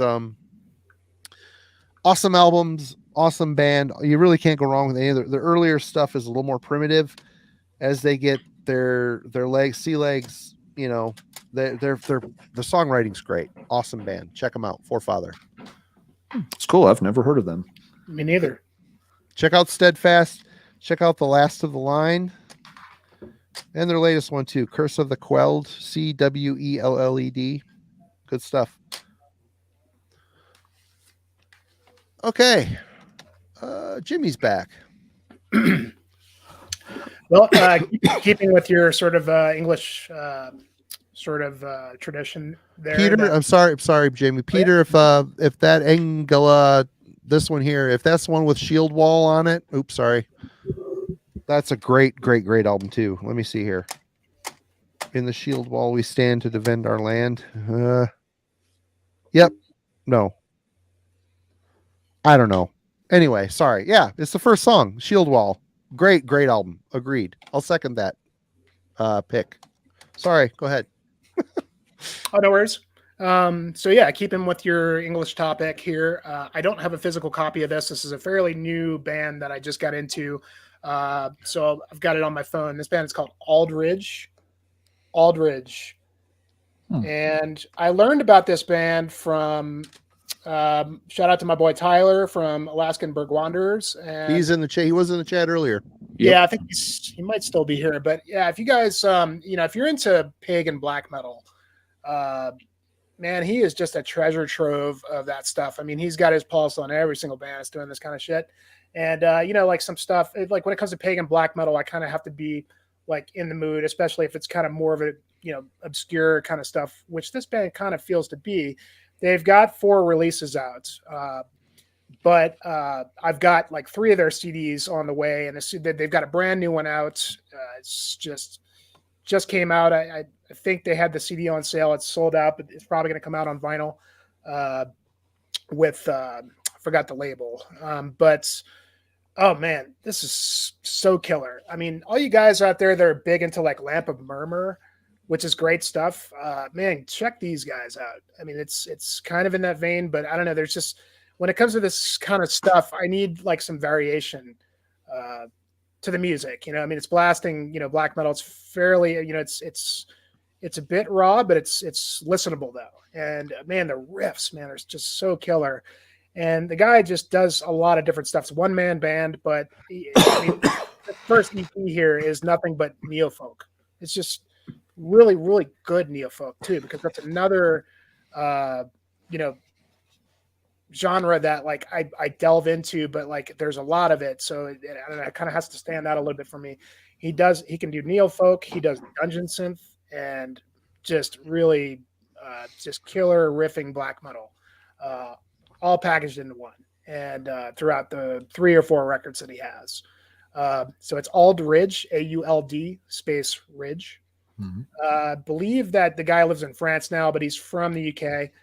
And I can't really speak to like really the subject matter, but I got to feel like this is definitely about more British, or English heritage, because a lot of the artwork kind of, it kind of showcases older, like, structures that have probably been there for 500 years, like Alan was talking about. But man, fantastic stuff. Like I said, I mean, the Lamp of Murmur has so much buzz behind it, and I see why. It's a great band, but I don't see how these guys aren't just as good, if not better. But yeah, new stuff and really, really worth checking out. Thank you, Tyler, for turning me on to these guys because it is absolutely awesome. It might be this new one that's coming out is probably going to be a contender for my favorite record of the year. Yeah, that's the there's I think he's got a couple of new ones since then. There's that one, but the last two are it's kind of hard to because he doesn't have the new one posted up here yet. But the first one is that bottom one. That's the one that's just mostly like neofolk, just acoustic stuff.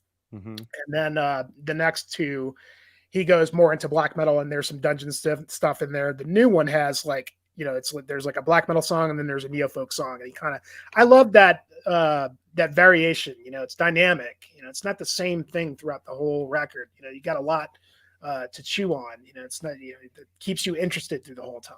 So. Aldridge, check these guys out, and I bet that they've got some cool stuff in terms of what the concept is, and his own history and heritage that he bases his concepts on. But yeah, very, very cool stuff. Check them out. Right on. Never heard of them. I've got the Bandcamp pulled up. I'll check it out. Alan. All right. If Jimmy's using his phone, I'm using my phone. This is one I've heard people mention quite a bit. I checked it out a while back. It didn't immediately click, but just kind of like, okay, circle back to it. And I have recently, and it's starting to sink in. It's Wayfarer with World's Blood. This is a band out of, I think, your area, aren't they, Jimmy? Denver-ish? Yep, that's right. They're in Denver. Mm-hmm. Yeah. And they've been sort of making a name for themselves. Again, focusing sort of black end metal, not necessarily straightforward black metal, but focusing a lot on again sort of westward expansion, of Native Americans as States was following its manifest destiny to the West Coast and sort of steamrolling its way across everything. In this band, again, just from the cover art and a lot of the music. I haven't played this a ton, so again, I don't know a lot of detail on this band. Apparently, they kind of changed musical direction a little bit with this album compared to their earlier stuff, but thematically, they stuck to kind of the same things, these same ideas. And you get it, with some of the song titles, you can kind of tell right away where it's going with things like, on horseback, they carried thunder, the dreaming plain, a nation of immigrants, digging into those themes. I haven't noticed them using like a lot of native instrumentation or anything like that at this stage. The music, again, it's their own profound lore, and that seems like a good fit for them. They've got this very darkened sound. Some reviews described it as being like black metal with sludge mixed in with this kind of very ambient Americana overtone about the whole project. So interesting, and again, it's definitely made waves. I've seen it make some people's like not just best of year list, but like best of the past 5 years type lists when people are reviewing black metal and black metal adjacent type projects. So yeah, they seem to be pretty interesting. They definitely seem to fit the theme of what we're discussing tonight. But maybe one of you two or folks in the chat know a little bit more about the project than I do, since I've just kind of rediscovered them here in the past few weeks. Yeah, that the main guy in that band, Shane, he's one of the founders of the Fire in the Mountains Festival. Okay. Wyoming. And I think the drummer, that's Isaac, that plays in Blood Incantation and Stormkeep. All those guys have all these different bands, and Wayfarer is kind of one of the bigger ones in the scene here in Denver.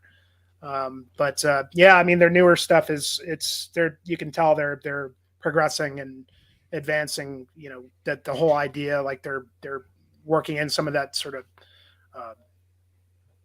just like that classic like piano sound that you would hear in a saloon. And I really think that they fit that bill, because they're really, I think the guy Shane grew up on a ranch somewhere in Colorado, so it's very much a Western kind of vibe to it, but they sell it, they make it work.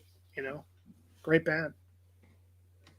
Yeah, they seem to, and yeah, some folks mentioned some other ones. There's been like a little bit of a interest in Western themes working their way into metal here. It's kind of weird. It's like a thread that just I'm not sure how I feel about it yet. I've got that new Wayfarer album, and I don't know. It didn't click with. Is an atmosphere that just feels off to me. I don't know. Yeah, anyway. I'm not sure. I know. I forget if it came out early this year. I think it came out late last year. There was that album by Spirit World, that completely different style of music.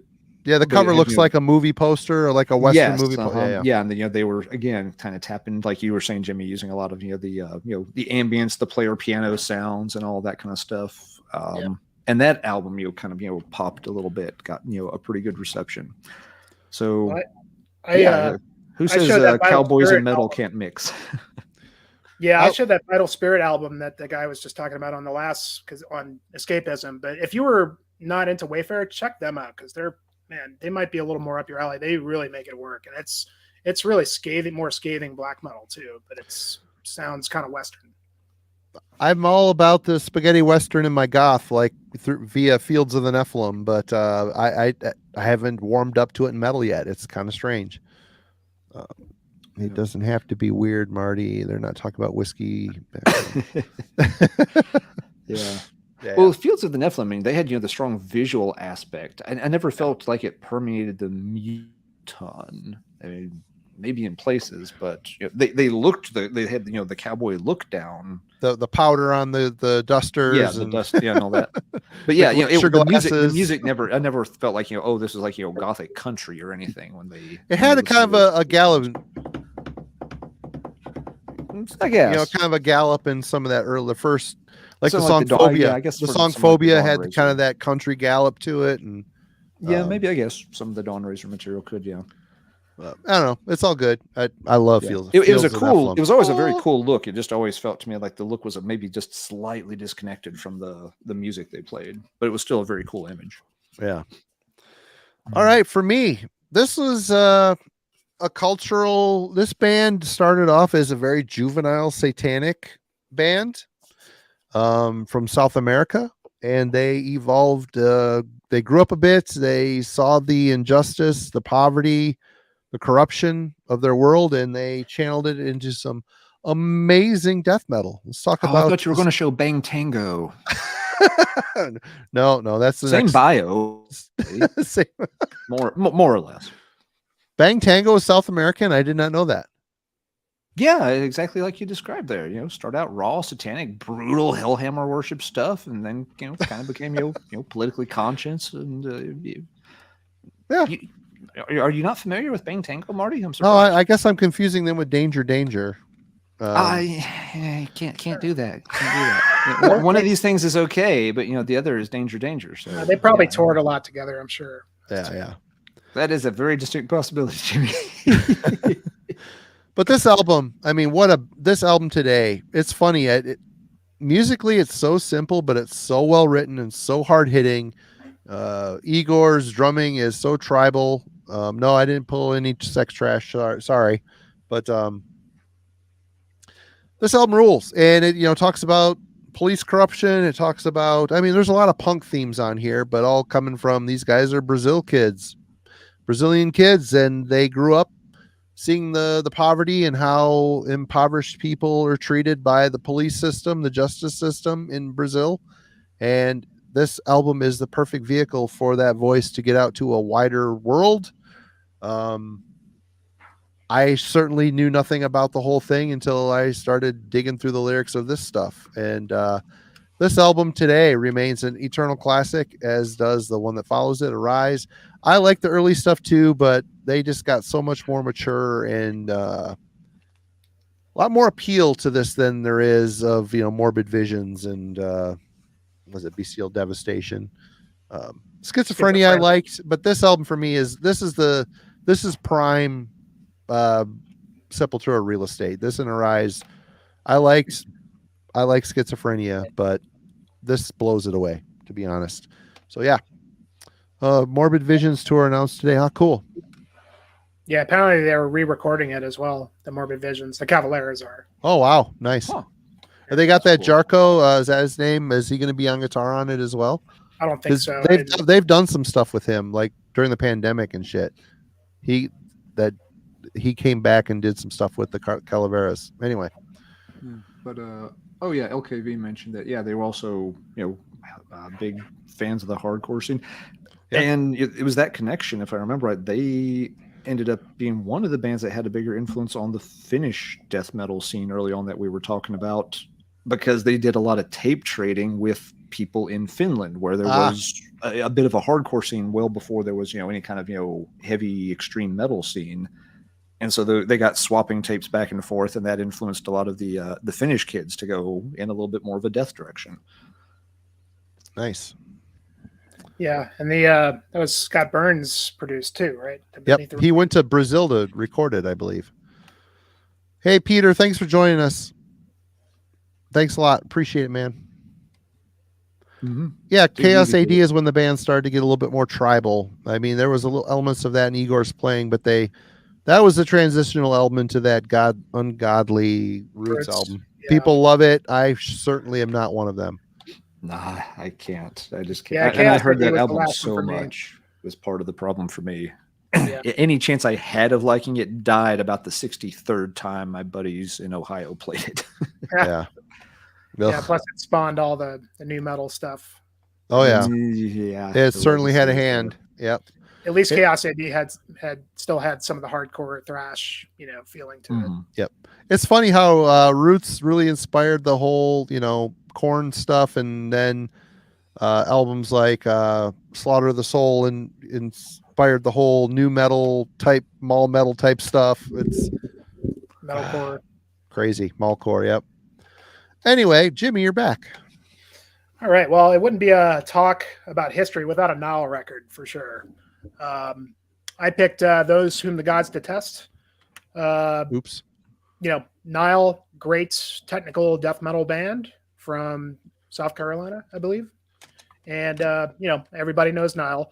And they are really the band that sort of, yep, there you go. Epiphallic. I would have picked that one too. I mean, for me, as far as the Nile discography goes, I would, I love all their records really, but this is like the last truly great one for me, especially with the Dallas Carl lineup.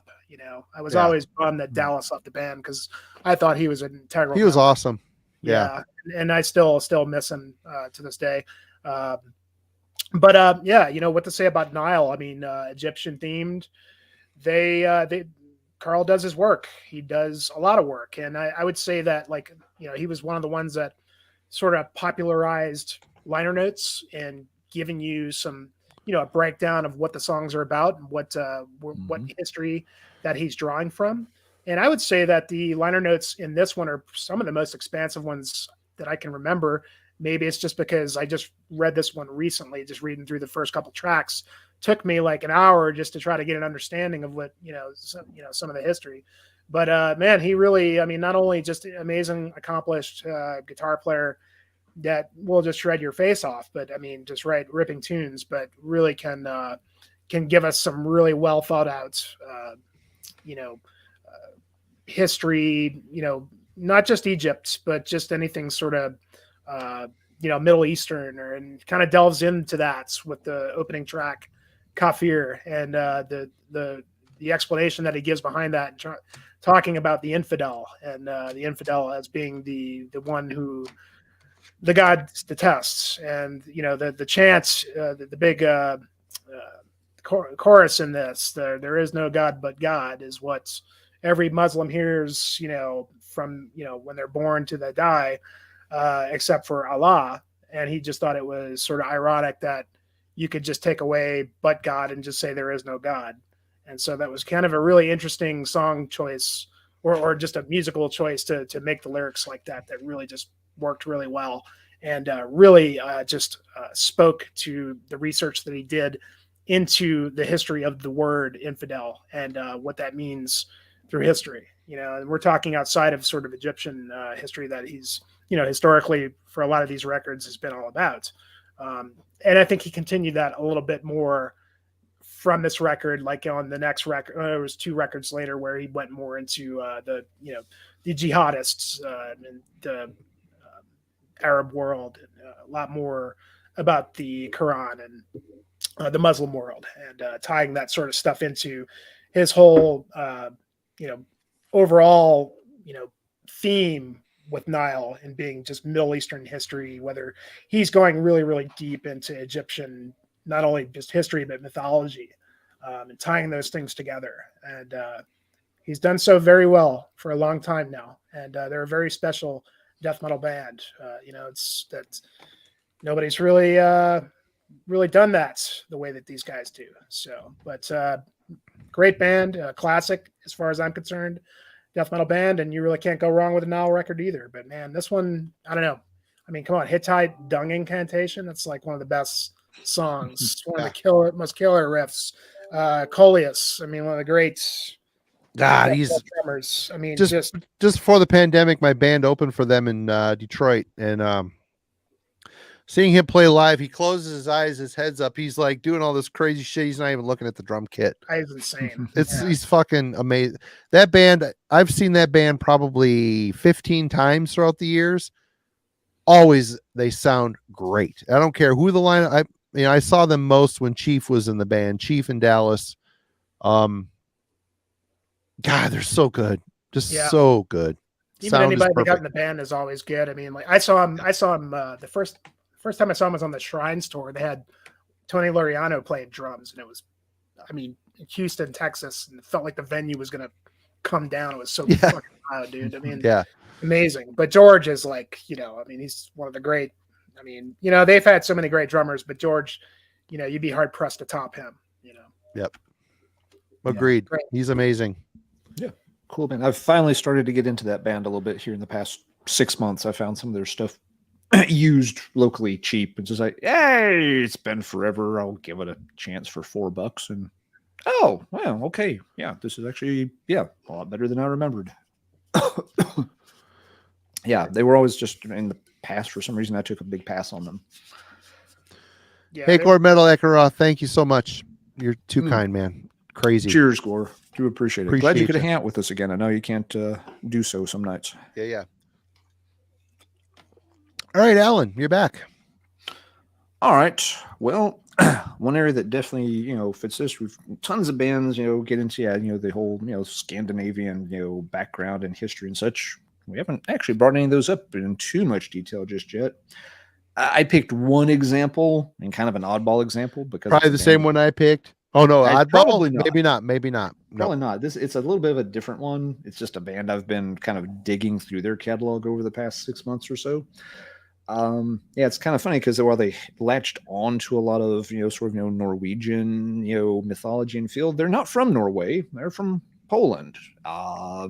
Behemoth went through this phase where they did a lot of stuff that, played into, the whole, Slavic, history and, more than, kind of, the Norwegian areas take on things.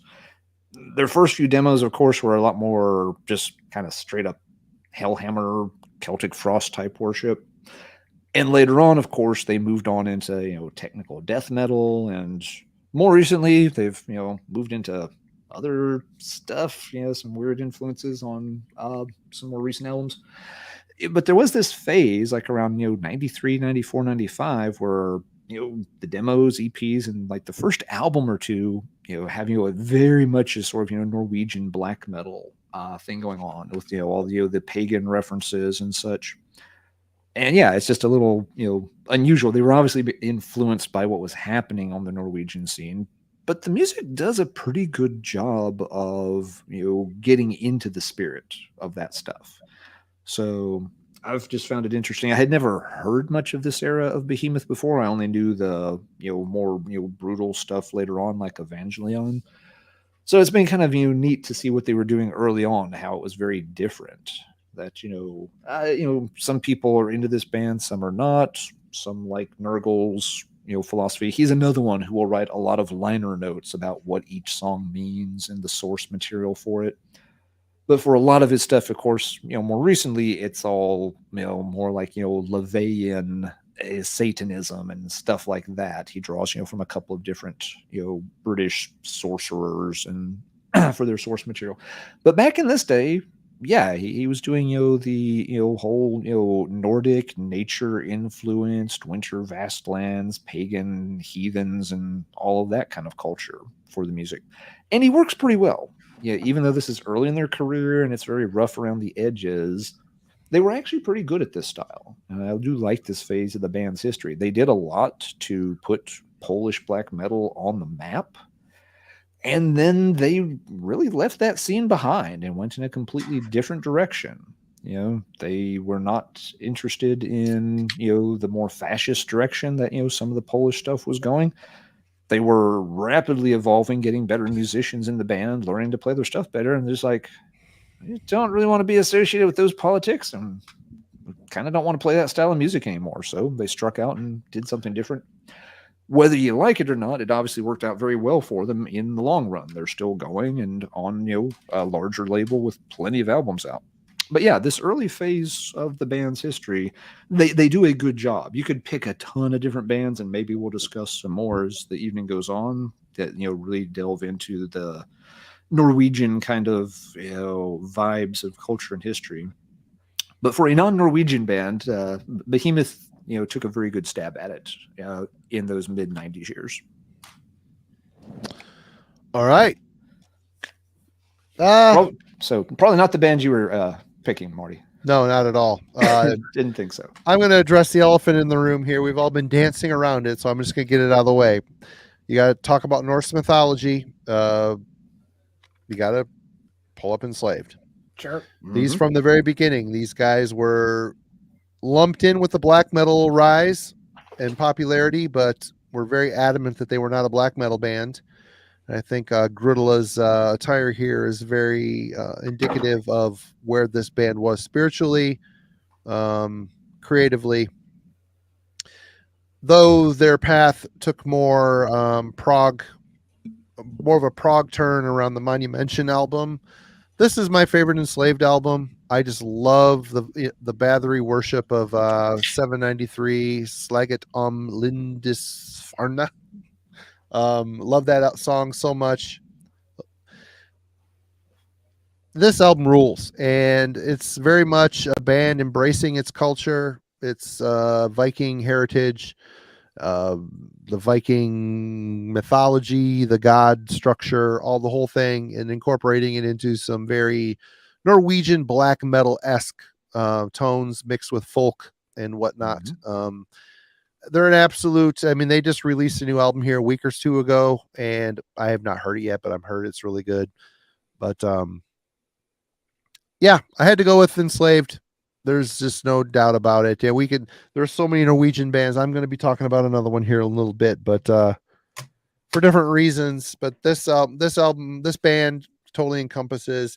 I could have also pulled Bathory when Corathon discovered Manowar and Metallica and shifted Bathory from a first wave black metal band to Viking metal. That's very much a big influence to this. So I figured I just it could have been either or. So we went with Enslaved on this one. Cheers to Corathon, of course.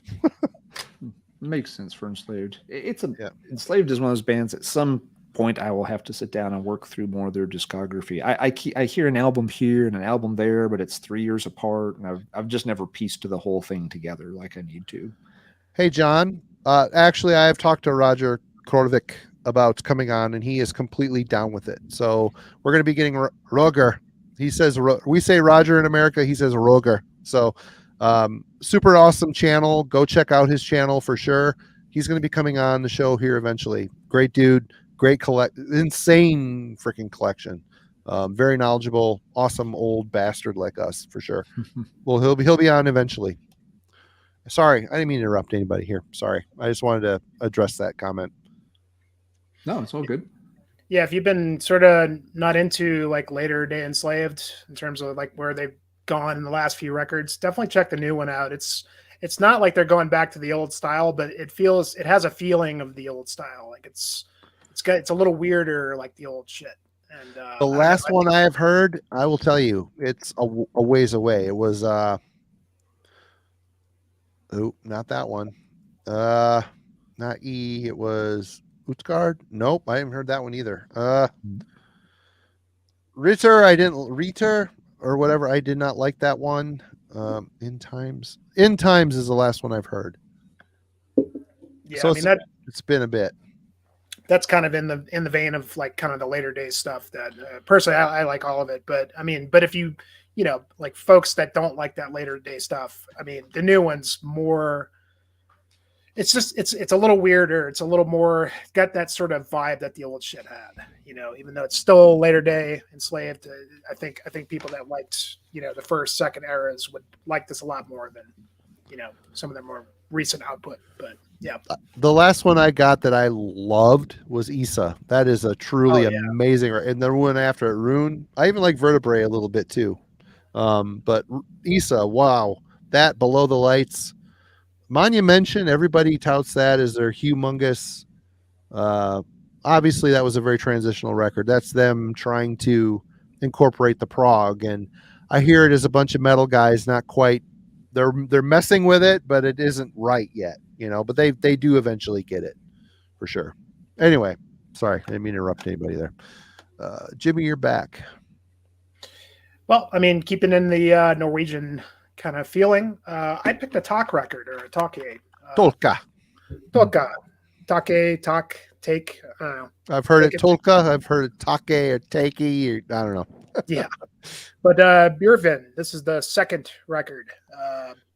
I love that band right there. I don't mean to interrupt you again. I'm starting to get a little buzzed, so I'm interrupting. That guy he took Norwegian black metal and continued it on when most of the Norwegian black metal bands either modernized, went weird death metal, or went hipster sweater wearing weird shit. I don't know. Anyway, I love that stuff. It's great black metal. I would agree with you. I think you're right. I think that they really just still have the feeling of the old style, the second wave. You know, I mean, like the first three albums are just classics. You know, this is the second record. Just every single one. The guy just writes good songs, good riffs. I mean, like, you know, it's a little bit more memorable than some of the other Norwegian stuff. And he's a little wacky too. He does some weird things every now and then. Some poor choices. Yeah, like they got the I don't know what that instrument he uses in here. It's the boing. Oh, it's called what do they call it? Mouth harp or mouth harp. Yeah, I think the proper term is a Jew harp. I don't know, but it's a mouth harp. Yeah. Yeah, he does the, you know, like Celtic Frost, like he's getting kicked in the balls. Yep. It's great. And just that's why every time I hear that, I feel like somebody kicked him in the balls in the studio. But man, yeah, just I mean this one, I don't know, it's hard to pick a favorite, but I mean, really you can't go wrong with any of his albums. I just feel like I don't even know what he's singing about. Jaw harp, not Jew harp, jaw harp. Jaw harp. Close, one letter off. Big difference though. Anyway, thinking about a I wasn't meaning that in a bad way at all, by the way. I thought it's jaw. You're correct. You didn't say it was a dreidel or anything. So. No. The dreidel harp. Yeah. Dreidel harp. You know. But yeah, man, I don't know. It just like I gotta think that whatever he's singing about has something to do with their culture. Their, you know, maybe it's not, maybe it's just really awful. I don't know. But I like to think the feeling that I get from this music is very, very Norwegian. And even just like the picture there, he looks a little goofy, but just like the trees back there, it just looks just really cool. So it was a Jew's harp, so I wasn't wrong. See, he was right. Okay. Right on. Cool. He could be trolling you. I don't know.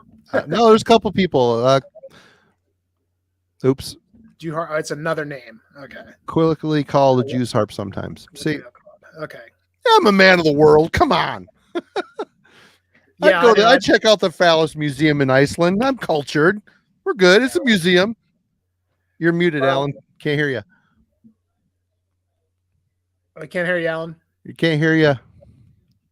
I was going to say, just, Penis Museum, David Vincent getting bent over on stage. Yeah, that was a poor choice in saying that. Culture and refinement, definitely. The theme here. All the way. This is, we're going to start getting into porn history now, or? I can go there. I'm, like I said, a man of the world. Anyway, go ahead, Jimmy. Well, yeah, Eric, I never thought of Tom Warrior getting kicked in the balls either, but I just think that's what's probably happened the first time he did it, and they were like, man, that really sounded good. Let's go with it. So he did too. That's, knock it out. Even my uncle is texting me right now and saying it's a Jew harp. So yeah, I think we're good there.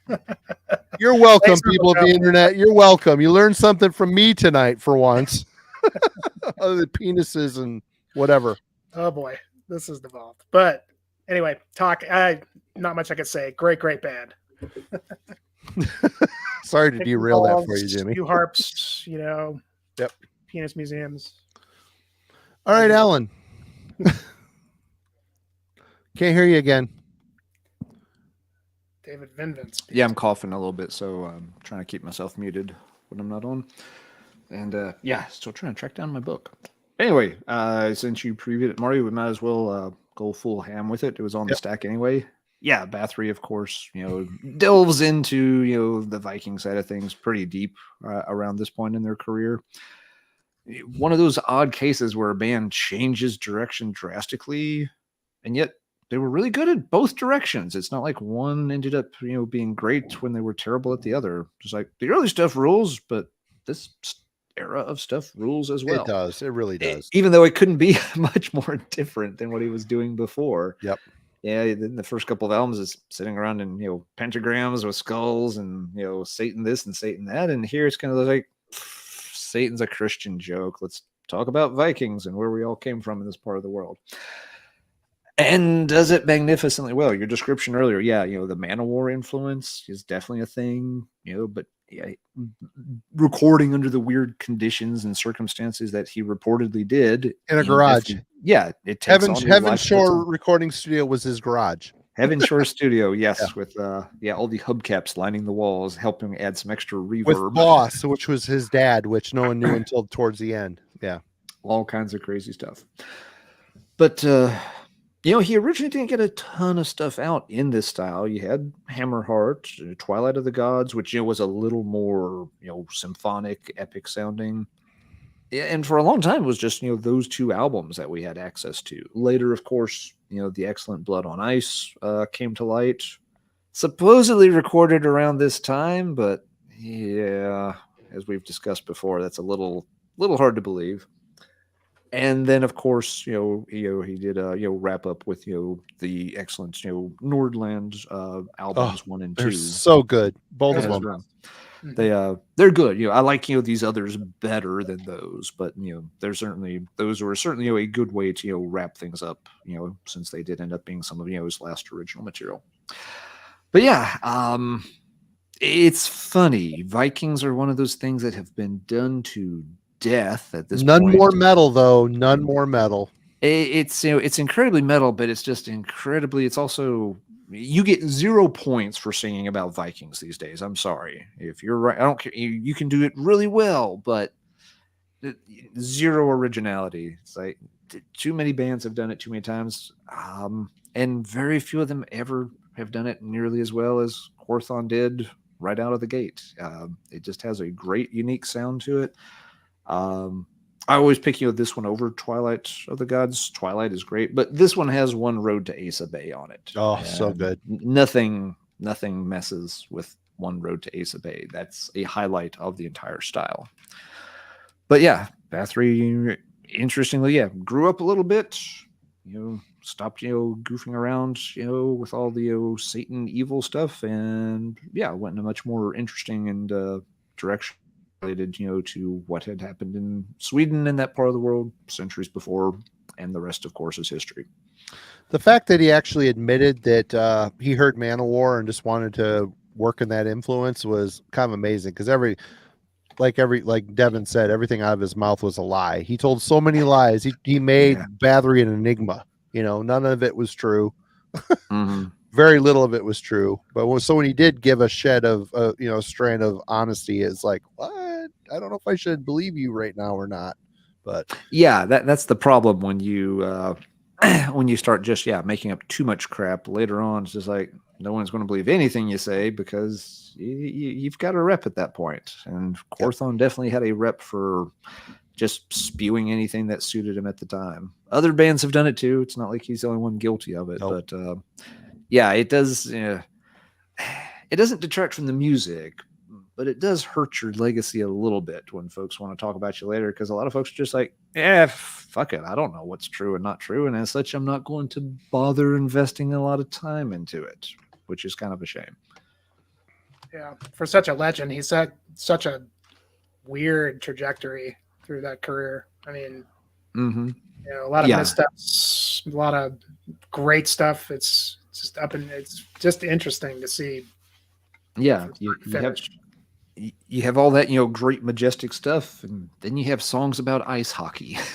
Right, you got weird thrash records in the middle. Yeah, yeah. Singing is kind of.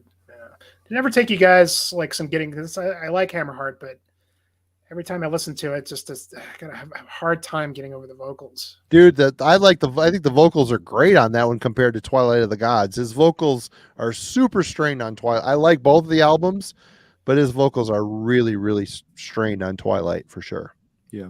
I like him, but I know what you're saying, Jimmy, that it's, you know, the whole album, you know, there's still a little bit of, you know, a harshness or rawness to it that if I'm not in the mood for it, I will not get to the end of Hammerheart. I feel like he really fixed. I mean, it sounded a lot better on Blood and Ice, and ultimately, Blood and Ice is one of my top 10 albums of all time. I love that. I mean, he really still sounded a little rough here and there, but it worked really well. You know, it still sounds good. You know, Mm-hmm. And Norland, he sounds amazing. You know. Yeah, I mean, that's one of the things about Blood and Ice too. I mean, it sounds so much. There's just no way that was recorded, you know, in 1988, and that he just cleaned up, you know, the tapes, you know, 10 years later. That just doesn't jive whatsoever. It's just like, nah, yeah, I don't think so.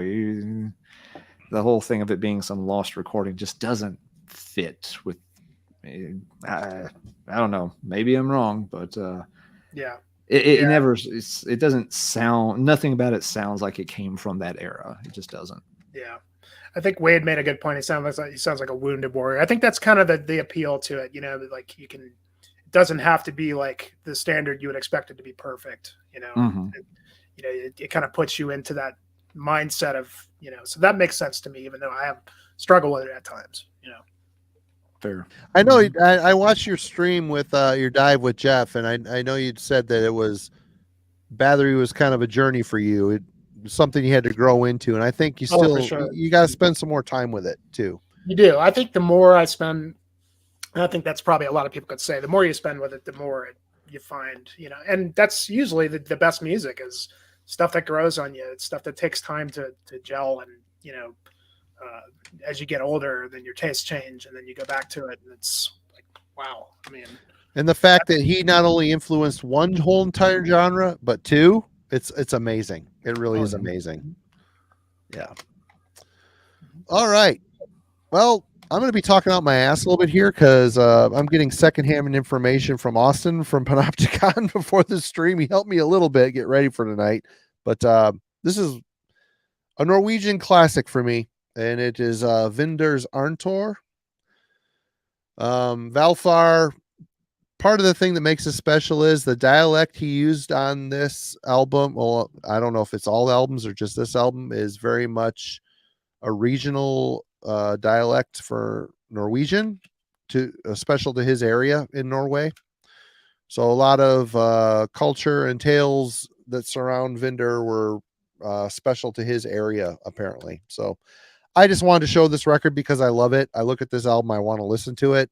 This is a very special Norwegian black metal record. I love it so much. I like the one before it. I like the two that came after it, but not as much as this one. This one is, wow. This is just a huge, huge, huge record. Amazing that one guy did this. You know, just the melody and the guitars is so expansive and huge, even though the production is indicative of the Norwegian style. It is very huge. This album is just a huge sounding record. Oh yeah, and I love the production on that one. I love it, and the fact that it's all computerized drums, and the guy was a mad genius. And I guess once he started inviting, you know, members to fill out the live and the albums that came after it, which ended up being Vreed after he passed. But I don't know, man. This album is a very special. I don't know. Jimmy can probably. He did a whole entire special on the day Valfar died and the path he took. You know, from a hiking perspective, he probably had a few too many at the tavern. Decided he was going to walk to his parents through a blizzard through the mountains in proper clothing and died of hypothermia on the mountain. So Jimmy can probably tell a little bit more on the lore behind those the records, but I had to show this one. Classic. Well, what's unfortunate about his death is it's just really don't know. You know, I mean, they just never really released. If you ever go, anybody that hasn't seen it, if you go watch my video, maybe that Finnish band Kwan's going to do a special album on him. Perfect. Mysterious. Yeah. Anyway, go ahead. Perfect. I mean, that would be the exact thing they should do. Really, should tell the guy, hey man, do an album on Valfar. But I actually did I tried to trace, because if you watch some of his videos, like in my video, I tried to trace. I figured out exactly where he lived, not the house, but the area, and tried to figure out where was he going. Like, you know, because it looked like it's just really kind of hard. I tried to just put myself and figure out what, you know, whether he went a long way or, like you suggested, maybe he was at a pub somewhere local. But it's kind of like, I mean, I'm sure it's not a mystery to his family, but it's a mystery just in general because you can't really find anything about it. But whatever happened, it's very unfortunate. It's kind of it's probably a path he took multiple times, and he just made up. It was just bad weather, got turned around. Who knows? I mean, if you go do something at night in dense forest in the middle of a blizzard, you get turned around, man. It all starts to look the same after a while. Absolutely. I don't care how experienced of a woodsman you are. Shit can go sideways in a fucking hurry. And if you're not properly equipped for the environment and the weather, you can get fucked real quick. It just is the way it goes. It can, for sure. It's happened to many people, but, you know, even though he has sort of this like heroic death, you know, but it's just at the same time, I would have loved to have known exactly what he did, just from, you know, like I said, from a hiker's perspective, like how well did he know the area? How well, you know, what was his plan? I even found like where supposedly his parents, like where he was going. Like I didn't find the actual house, but I found the area on Google Maps. And so like the area between where he lived and where his parents' place was is a pretty big, like good 6 mile stretch. So if there had been a pub somewhere off of there, and where his parents was, like there was a lot of unspoiled wilderness in that area. Like, but it would be interesting to know what really happened. That I heard that, I don't know if scuttlebutt or whatever, that he was drinking. He was at a pub drinking and then decided to go, and he just made a poor decision. Wasn't equipped. It would make sense. That makes sense, you know? Yeah.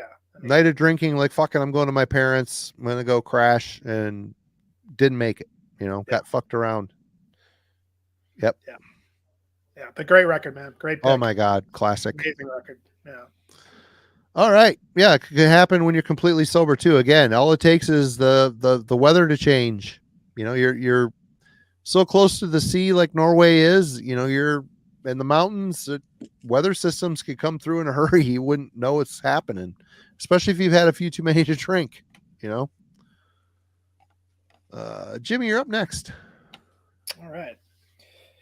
Well, let's see. I got a few. I know we're getting close to time, but you know, why not? Let's pick a classic because this is history. Well, it has some history in it, and you know, he's never really. I mean, he's more of a scary stories guy, but King Diamond, the Eye. I mean, this is, I think, King's, you know, I mean, one of my favorite King's record. I mean, you know, first 5 records. It's hard to pick a favorite. It's but the right answer is Fatal Portrait, by the way.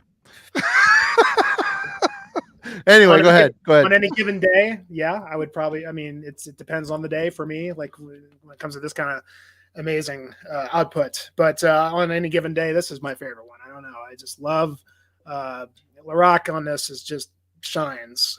Just the everything came together. On this he doesn't play a wrong note ever. That guy's a perfect machine. Yeah. And I mean, like the instrumental on this, Insanity. I mean, God, I remember listening to that when I was a kid and just being blown away by it. I mean, just amazing melodies and just like kind of, you know, a little bit. I wonder what the decision was it was a great decision to include that in this because it didn't seem like it really, I don't want to say it didn't fit, but it was just like kind of a little different. what's happening here. But this has it all, when it comes to the King, in terms of the songs and the melodies and the great just production. The drumming's great. Snowy does a great job.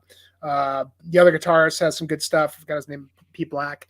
But in terms of our talk tonight in history, I mean, most King records are kind of more just scary stories. I mean, obviously, them and Conspiracy has some ties to his own feelings and experiences that may have happened to him as a kid. So there's a little bit of, maybe every now and then, we should say in most cases, he injects a little bit of reality into his horror.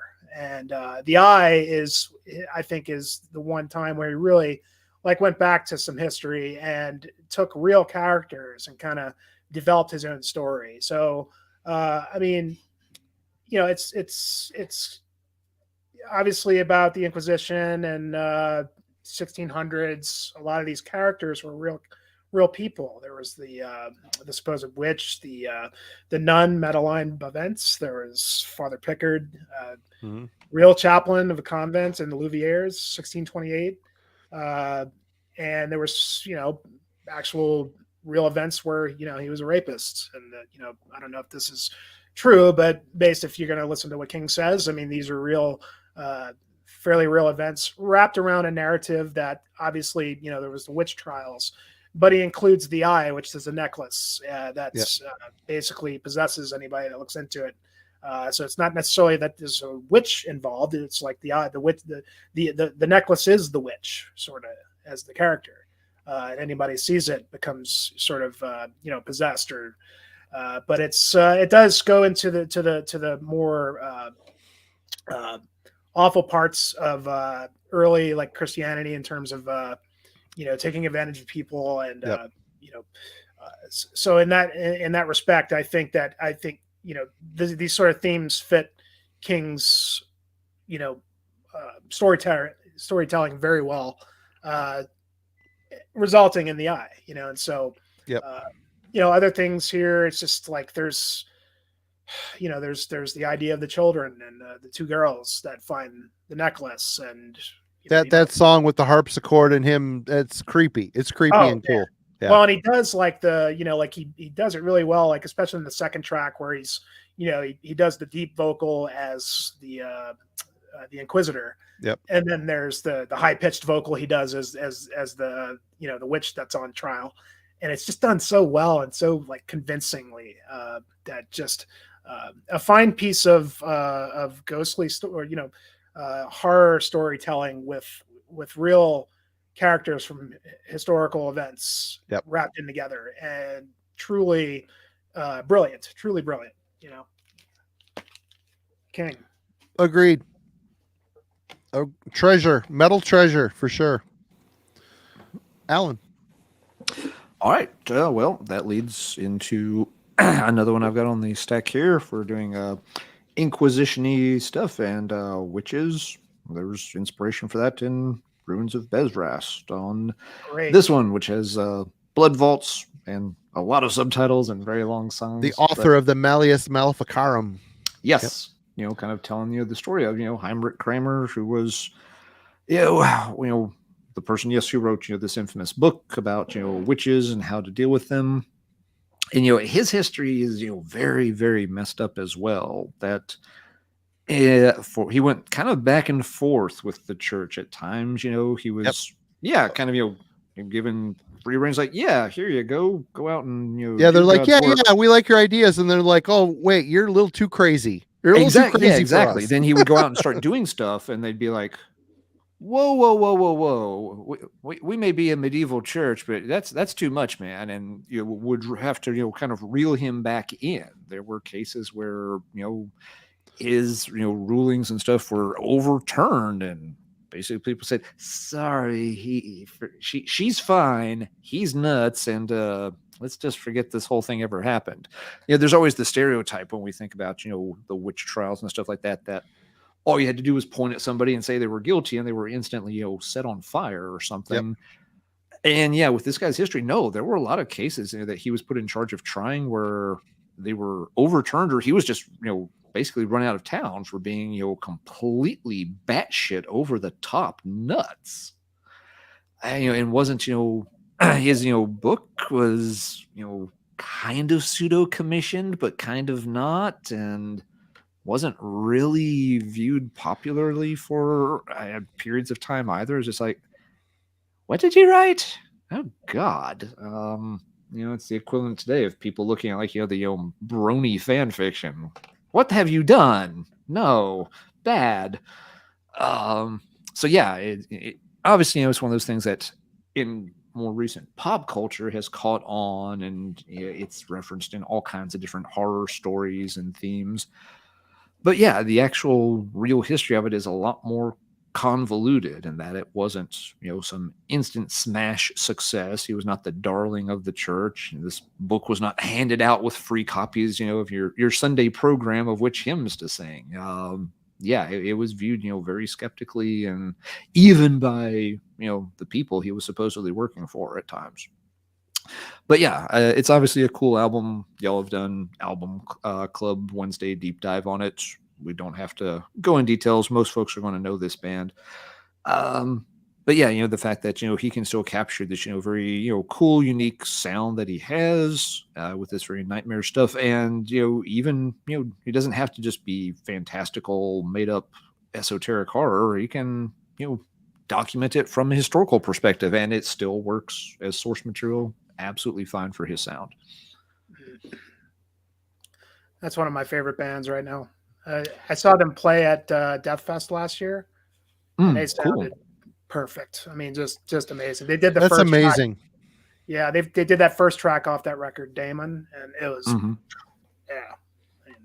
just so atmospheric and heavy, crushing. Just they got kind of a little bit of everything, The latest album sounds tired to me, and I don't like the typo negative. I don't like the typo negative vibe on it either. I don't mind typo negative, but I didn't want it in. Go back to it, man. Yeah, I need to. Yeah, that last album, the Thulian, was it Thulian Chronicles? Yep. Yeah, it seemed to be the first time for a lot of people where they were like, oh, it felt like it kind of put the brakes on people's enthusiasm a little bit, because the several albums before that, he was kind of going from strength to strength to strength.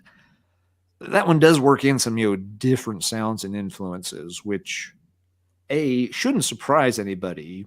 He obviously is very creative and has worked in a lot of different things over time. Expecting him to just remake the same album and over is not practical. But B, it may just be a case where he has drifted a little too far from the core sound that had attracted a bunch of his fan base, and so now I think a lot of folks are going to be anxious to see what he does next. Does he continue in that direction? Does he rein that in just a little bit? Does he try something completely different? And we'll just have to wait and see. Yep. Sorry, I'm typing in the chat. That's quite all right. All right. But yes, I'll pass it over to you here in a moment, Marty. And then, yes, I'm going to duck out for just a moment, and I'll be back in a couple. Sorry for that all in caps. I didn't realize caps lock was on. Okay. It's like you're yelling at him. I'm yelling. Hear me, damn it. You are accusing somebody of being a witch. You got to yell for that. That's right. He's a witch. Burn the witch. Okay. Right, what you got next? Let's go with another Swedish band. Shamati from Arcanum. Friend Martyr was the start of this project. Again, we're talking about ancient dialects. This is a project that was executed in ancient Swedish. Largely forgotten dialect, apparently, from what I've read. I interviewed him back in the day for Worm Gear. A lot of this stuff is woodland mysticism, a lot of Pan, talking about Pan, god of the forest type stuff. I always really liked this band. I always thought he did a really great job. He got kind of, as it went on, he kind of got into that MLO type of anti-cosmos type, anti-creation, which is kind of a bummer. I kind of like the hoofed god of the forest playing a flute, Zamfir style Arcanum a little bit better, but this was recorded at Studio Abyss, I believe. Peter Tekgren, his original pressing, color cover from Necropolis Records, early stuff.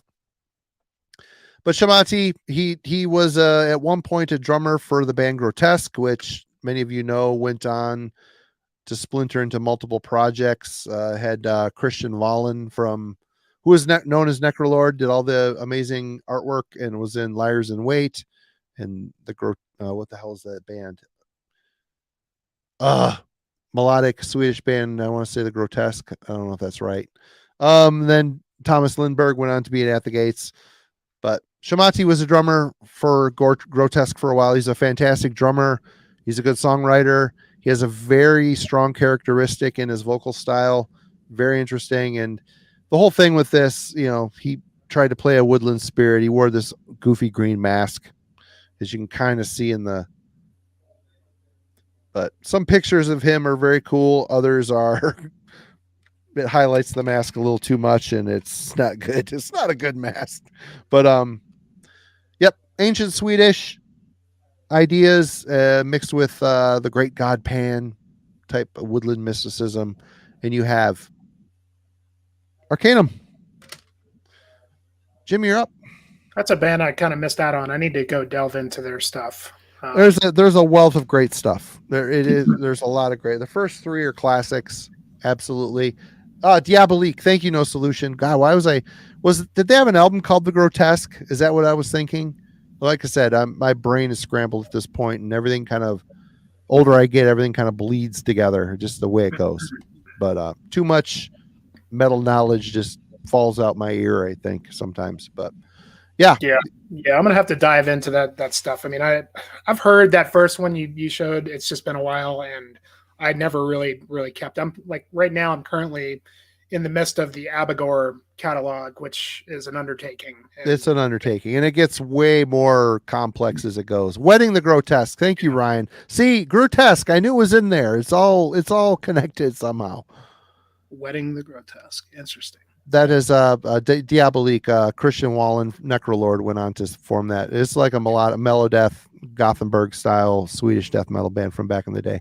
Okay. But if you want to check out Arcanum, one of their more recent albums is called Fenris Kinder. It's kind of a punky vibe to it, but it's a really good record. I really like that one a lot. But the first three are classics. You can't go wrong. They're really good. A lot of character in that stuff. So next up, this is a new one. In fact, this just came out pretty recently. The new Ahab record, The Choral Tunes. And this is a German funeral doom, death doom band who's been around for 5-6 records. This is more like they kind of deem themselves nautical death doom, which is kind of cool, So they kind of started off with the whole Moby Dick concept.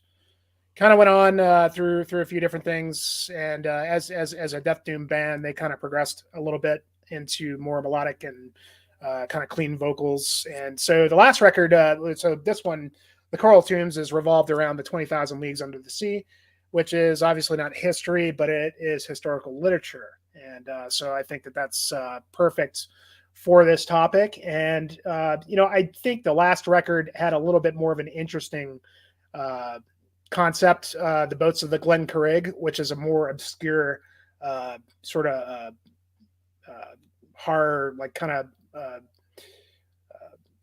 maritime horror sort of story, from the early 1900s or whatever. So a little lesser known, interesting, great story that you can go get for free on Amazon, The Boats of the Glen Carrig.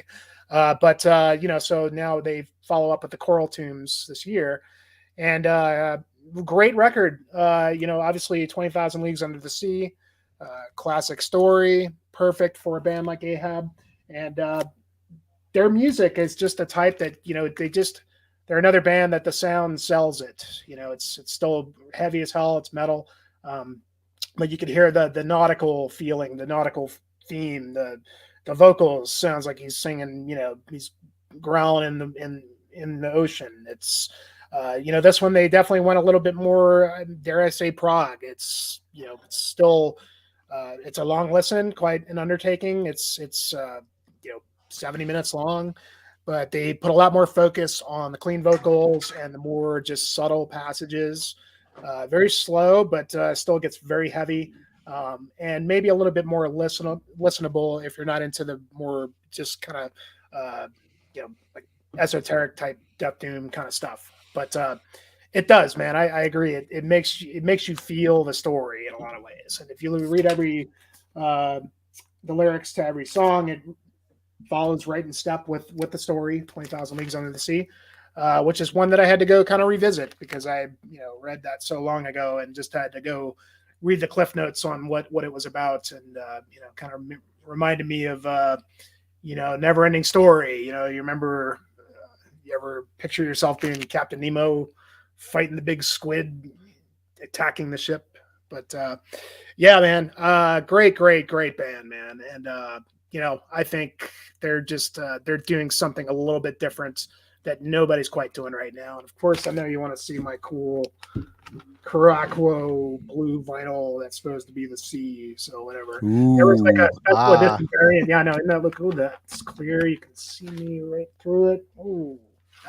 But they put a special edition out where they had like a slip mat to put on your record player, and it has like a maelstrom swirl that turns with the record. Very cool, fun. I wasn't going to pay $80 for the special edition, but still, yeah, man. Band that's taking classic literature and making it the concept and making you want to go back and read some of that stuff. Not just giving you great music, but giving you a little bit more to it. You gotta love that artwork. It's very cool. Amazing. But yeah, Ahab, great band. All right, I know you're answering a question in the chat, Alan, but you're up next when you get a second. No, I'm good. Yeah, it was just Gore was asking about about that Finnish death metal book we were discussing earlier, Running Waste Misery. I actually just recorded a book review about this, so I'll have it up on my channel in a week or two if folks aren't familiar with this and want to know a little bit more about it in detail. And also finally remembered where this was at, since we were talking about this earlier. Oh, cool. This is a book that documents a lot of the details about the Dyatlov Pass incident. This one's a little outdated. It does not include some of the more recent research that's been done in the area, and this one's a pretty good read overall, except for the very last section. They kind of go off on this weird tangent of talking to a couple of people in detail who think it was aliens. It's kind of like, don't think I would have spent quite so much time giving lip service to the aliens theory, but it is included for whatever that's worth. But yeah, an interesting read if you're into those kind of paranormal. Is the Yeti theory in there as well? Or? They mentioned that one. Yeah, they're pretty dismissive of the Yeti theory, but yeah, there's a good chunk on the alien theory. So. Yeah, I saw some video on YouTube about that whole thing, and there was like actual film that they found from, and there was like a picture of a Sasquatch watching them from it freaked me the fuck out, to be completely honest. Which that shit just does anyway. It's just the way it goes. But it was pretty killer footage. Yeah, the Sasquatch angle is described pretty to the point in there that it was never something that should have been taken seriously for this particular incident, but it was thrown into the mix and kind of stuck. Anyway, just wanted to show that since I finally remembered what shelf it was on. It's still weird. The way they died is so weird. It is weird, yeah. Again, there's more recent studies of the mountain slope and stuff that seem to give a pretty good explanation of what happened, but it's only been in the past maybe 2 or 3 years that stuff's been documented. So if you're looking at anything more than a couple of years old, it won't include some of that more recent stuff about slope failure and how that probably is the way that they actually got crushed. All right. Anyway, on to next album, the one vinyl one I pulled for tonight, Swedish band. And let me see if I can pronounce it right this time, Marty. Panfaga. Yep. Panfaga. Yeah. Spelled panphage, but Panfaga is the pronunciation. Swedish band. This is the second album, Durmskarfer. As typical with many, Scandinavian words, there's just not enough vowels for an American to pronounce it correctly. That band sounds a lot like Arcanum, to be honest. There's a definite kinship musically, sonically with Okay, Arcanum. Arcanum. I saw you talking about that one, but yeah, I had to duck out. That's one of those bands that's again also always kind of on the edge of my radar, but I've not delved into. Anyway, the thing that's cool with this particular album, and this is a good band. I like, I've heard 2 of their 3 albums. They're both really good. This one though fits our topic nicely because the entire album is a concept story that's based on an old Icelandic saga. So it's a Swedish band, but doing some Icelandic history. It is, here they call it, the saga of Grettir the Strong, which sounds a little made up at first. And when I was first reading through this, I was like, is this a story they're making up or is this a real thing? So I dug around and no, it actually is a very real thing. It's considered one of the historic Icelandic sagas. The story supposedly dates to around 800 AD, but it was first written down and documented around, I think, 1400 AD. So not until several centuries later. And there's a whole series of these sagas that are sort of, recognized, as, part of, Iceland's, national heritage. It's this particular one tells the tale of Grettir, who's kind of a hero, but then has an ill twist of fate and becomes an outlaw, and it's kind of this kind of classical hero's journey thing where he has to go track down a villain at some point and gets cursed at one point, and so some of his deeds come back to haunt him. It's that kind of saga, but yeah, they kind of translate the whole thing into the music for the album, and they include like a really nice set of liner notes that tell the story, because if I remember right, the whole thing is sung in Swedish, so most of us are not making out a lot of that, but you can actually get the gist in a lot of detail with the insert. But yeah, cool band. Did other cool music as well, but yeah, this one really ties into. It's almost a little bit similar to what Amorphous did with there you're digging into the historic documents for Finland. Here you had a Swedish band that dug into the historical documents of Iceland and used their tales for the basis of this really cool album. It is cool. That band, everything they put out has been good. I should say it's a he. One guy. Oh, is it a one-man project? Yeah, it's a one-man project. Never sunk in. I didn't realize that. Yep. Or if I did, I forgot. Yep. Penfaga is awesome, and I still have a lot of copies of that record for sale. I need to get a copy of that. I've got the last one. The last one was awesome. I'll Storm. Yeah. No. Jord. Jord. Oh, yeah. Yeah. Storm is really good too. Yeah, I think Jorg's the only one I haven't heard.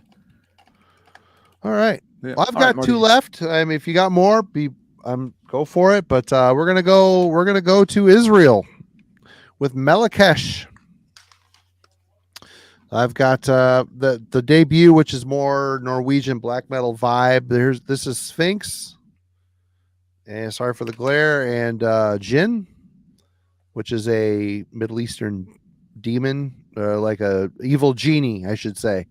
So, I mean, there's a lot of Middle Eastern type of lore in Melakesh.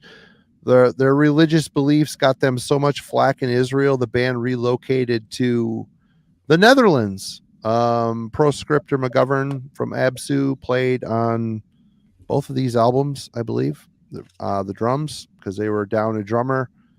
Yeah, I mean, this is the scales they use, the weird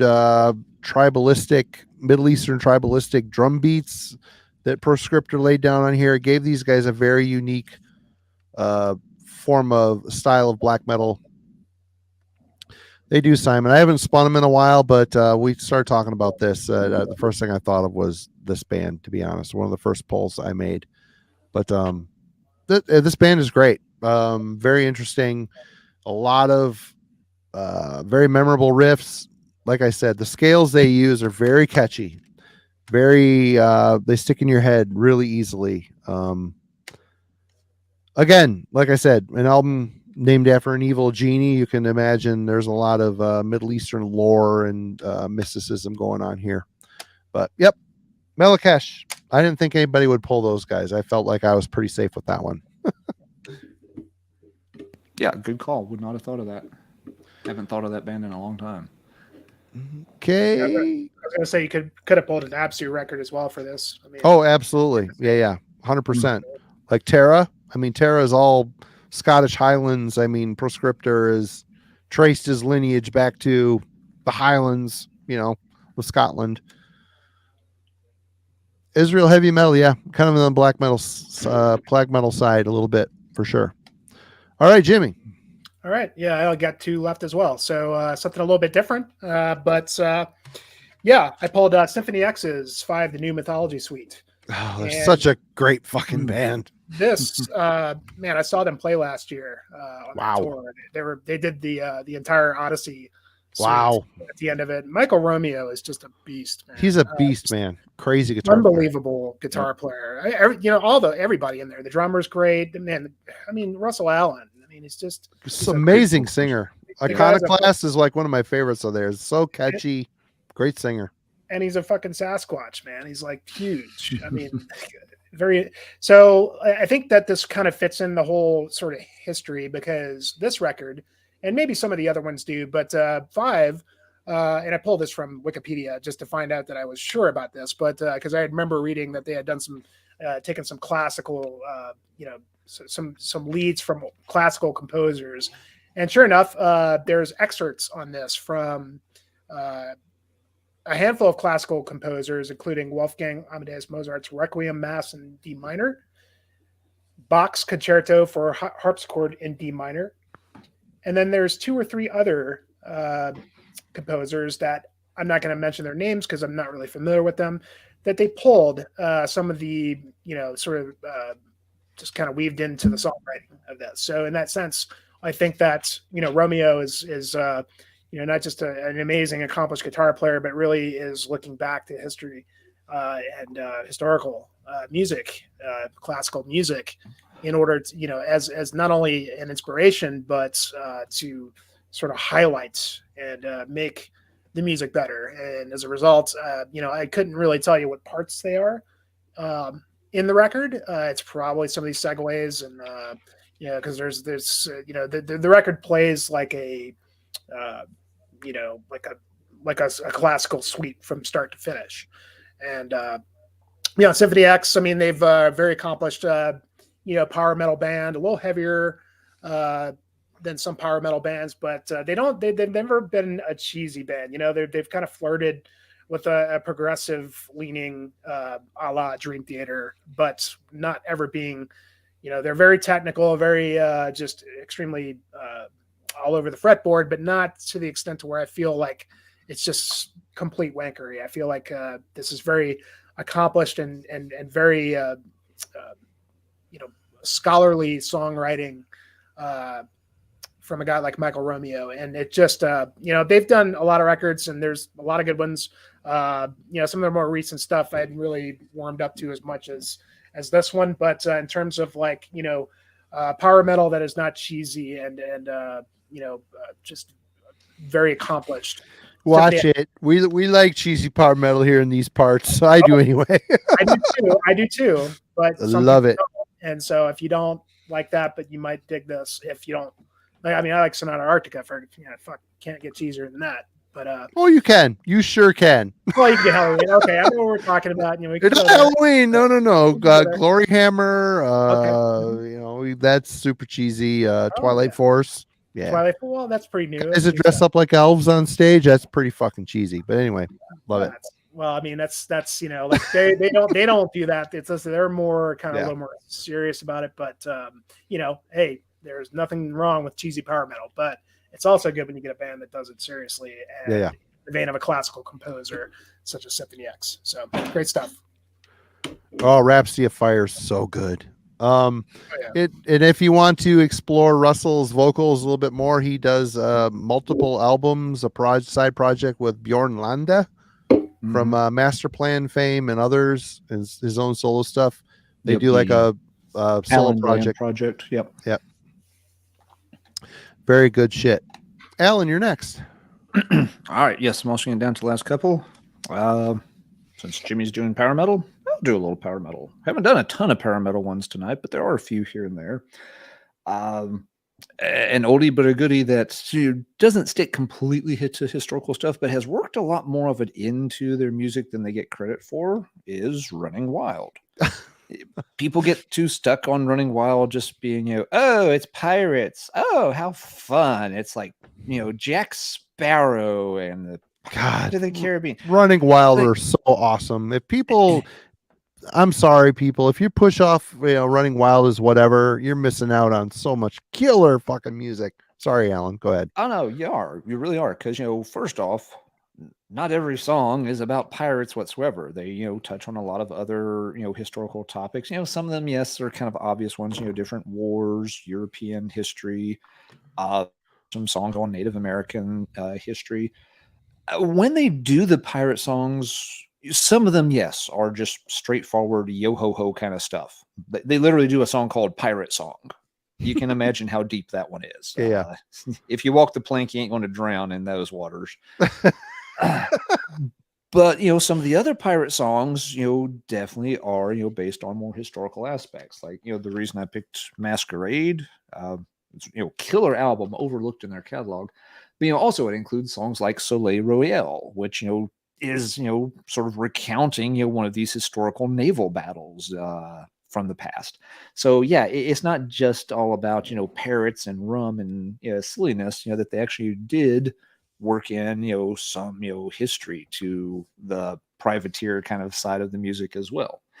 It's not always done, the most eloquently. As a German power metal band, a little bit gets lost in translation sometimes with the lyrics, but yeah, there's more to this than what is sometimes given credit for. So yeah, Running Wild, it's not just for, Ailstorm fans that are tired of knocking the giant inflatable duck around anymore. Had to give Running Wild a bit of a shout out here because they have put a lot of, they've got a lot more historical songs across their catalog than people realize. My kid loves Glory Hammer, and I like Glory Hammer a lot too, musically. But I don't get the Ailstorm thing, and it shocks me how huge that band is. I don't get it. They're huge. They're huge. It's I don't beer get it. And rubber ducks. Oh my God. It's so stupid. Anyway. It's, I can listen to it. Like, I hear one Ailstorm song, like, this is fun. And then the second song begins like, this is becoming less fun. And by the time you get to like halfway through the third song, I'm just like, okay, this is fun in very small doses. But yeah, after several songs in a row, I'm just like, I'm done here. I do not need to sit through an entire album worth of this. It's just, yeah, it's a little too one-dimensional. But that's me. DG Charles says it's Reddit metal. No Solution said Ailstorm is absolute garbage. Man, I know Glory Hammer got their shit. They said some stupid shit. They did some dumb things. My kid loves them, and I can't lie. I love them. I love them. The shit's so cheesy and so fun. Oh my God, it's just good power metal. Anyway. I like Charles's new designation. Although we got to stop splitting, heavy metal into all these different subreddits and subreddits and subreddits. But yeah, you always have another kid. No, I can't actually. I took care of that situation. That is long. That ship sailed and sank out into the fucking icy waters of. Yeah. Anyway, up next. Did you make a donation to the Icelandic Museum, Marty? I did. For the smallest exhibit in the museum. All right.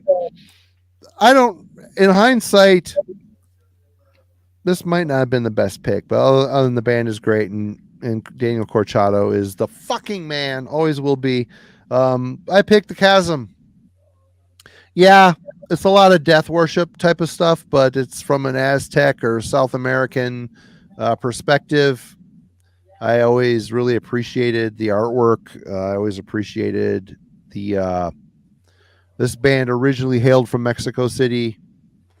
I got my not yet. The prostate is still there. Prostrate. That's next. Yeah, that's next. I'm getting to be about that age where we're gonna start removing things that I don't need anymore. But The Chasm, I don't know how historically deep this is, other than Daniel always kept his artwork and overall art aesthetic very, South American, which I always thought was kind of a unique thing. Yeah, the Chasm. I'm running out of gas here. So yeah, Chasm, great. They're very much a product of their area, even though they relocated to the U.S. Chasm rule, exactly. Chasm rule, and we should talk about them every episode somehow, some way. Between Halloween and the Chasm, those two bands should come up. So the new one's awesome. It is awesome. The last one was great too. I wish it wasn't all instrumental, but all right, Jimmy. Well, kind of perfect combining that, because this is my last pick, and this is a new one as well, or from last year. A band called Zompantli. I don't know if I'm pronouncing that correctly, but I've seen a lot of people show this record, and I'm curious. Oh man, this is good shit. I mean, so let me find my notes here. So, like, kind of in that theme of sort of Mexican history or just indigenous history, I think this fits into. And what's cool is, like, for me, like, in terms of indigenous black metal, indigenous, or Americana, what Austin is doing, or what Nachachwan is doing, or now you're seeing Vital Spirit and Wayfarer and Pan American Native Front, all these different bands that are sort of showing us a lot of the Americana history, whether it's our own United States history or just deep history, Native American history. Zompantli is death doom. It's very, very heavy death doom. Very simple. Got some disembowelment leanings. Atmospheric in some parts, definitely some Morbid Angel. But it's cool to see that a band that is going to come out with a concept like this is not just black metal, which is great. Don't get me wrong, but it's good to see that there's bands that are branching out with other different types of metal music that isn't just straight black metal, to bring their culture heritage to the masses. And so the name Zompantli in bygone days was a rack used to display human skulls, often of enemies or sacrifices in several Mesoamerican civilizations. So I'm reading my notes here. So the band's name. Yeah, you suddenly sounded super smart, and I was like, "Wow, that's awesome, bro." Yeah. As I prefaced with this episode, is that I am not as smart as I sound. So, like, I've got a whole bunch of notes that I did not write, but I want to make sure that I do the bands right. And right on. Oh no, I'm just being stupid, dude. Oh, I know you are. Because believe me, I would not be able to talk this out of my ass at this point. So me either. But anyway, so they use a lot of cool instruments. So let's see here, a lot of native style drumming. So they do this drum circle. The members of there's two members of the band. One guy's in a band called Zabalba. The other guy, I'm not sure who he plays for, but this is kind of a side project, came out on $20 spin, and they use what's called a death whistle, whatever that is, shells and shakers, a timpanzatli drum. I don't really know how to pronounce half this shit. If I'm going to try to pronounce the album title, I wouldn't be able to do that either. But I think the idea here is to highlight the indigenous peoples, nations, tribes, from what they say, all over American continents, even though what it sounds like to me is kind of more of the Maya, Aztec, Toltec, indigenous tribes. And so they do that from a lens of death doom. And, one of the songs on here is about cutting people's hearts out and sacrificing it to their gods, so typical Mayan practice to make sure the sun rose every day. That's right. It's all about the war god. Right, the sun god, or the sun god, the sun god, honoring the sun god. Yep. Well, it might have been the war god, and some of them is the sun god, and some of the other cultures. But whatever. The Mayan culture is sun god. Yeah. Yeah, and I know you want to see my cool, neat splatter there. Isn't that cool? But yeah, man, it's just highly recommended. I mean, just killer. I mean, like, what's cool about this is it's very simple. And another thing I like about this is being a death doom record. It's not like 70 minutes long. It's like short, 30 to 40 minutes, right to the point, I mean, like just like 8 tracks, like 2 or 3 of the tracks are like drum circle kind of stuff to build the vibe and just kind of bring you in.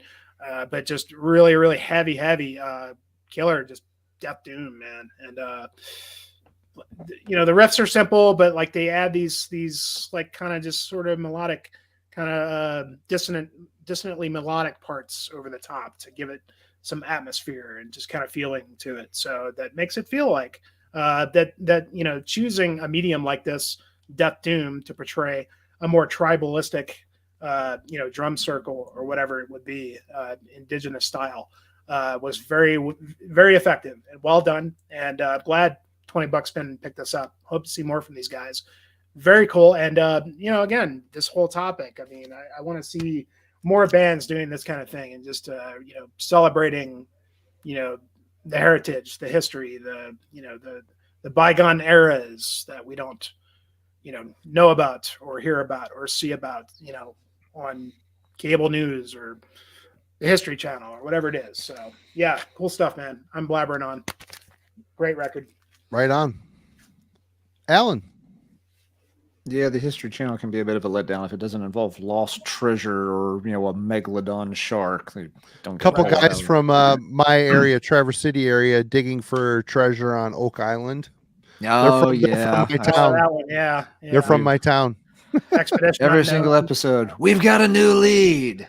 Yeah. 60 minutes and been driving around doing nothing. Oh, I guess that didn't work out. No.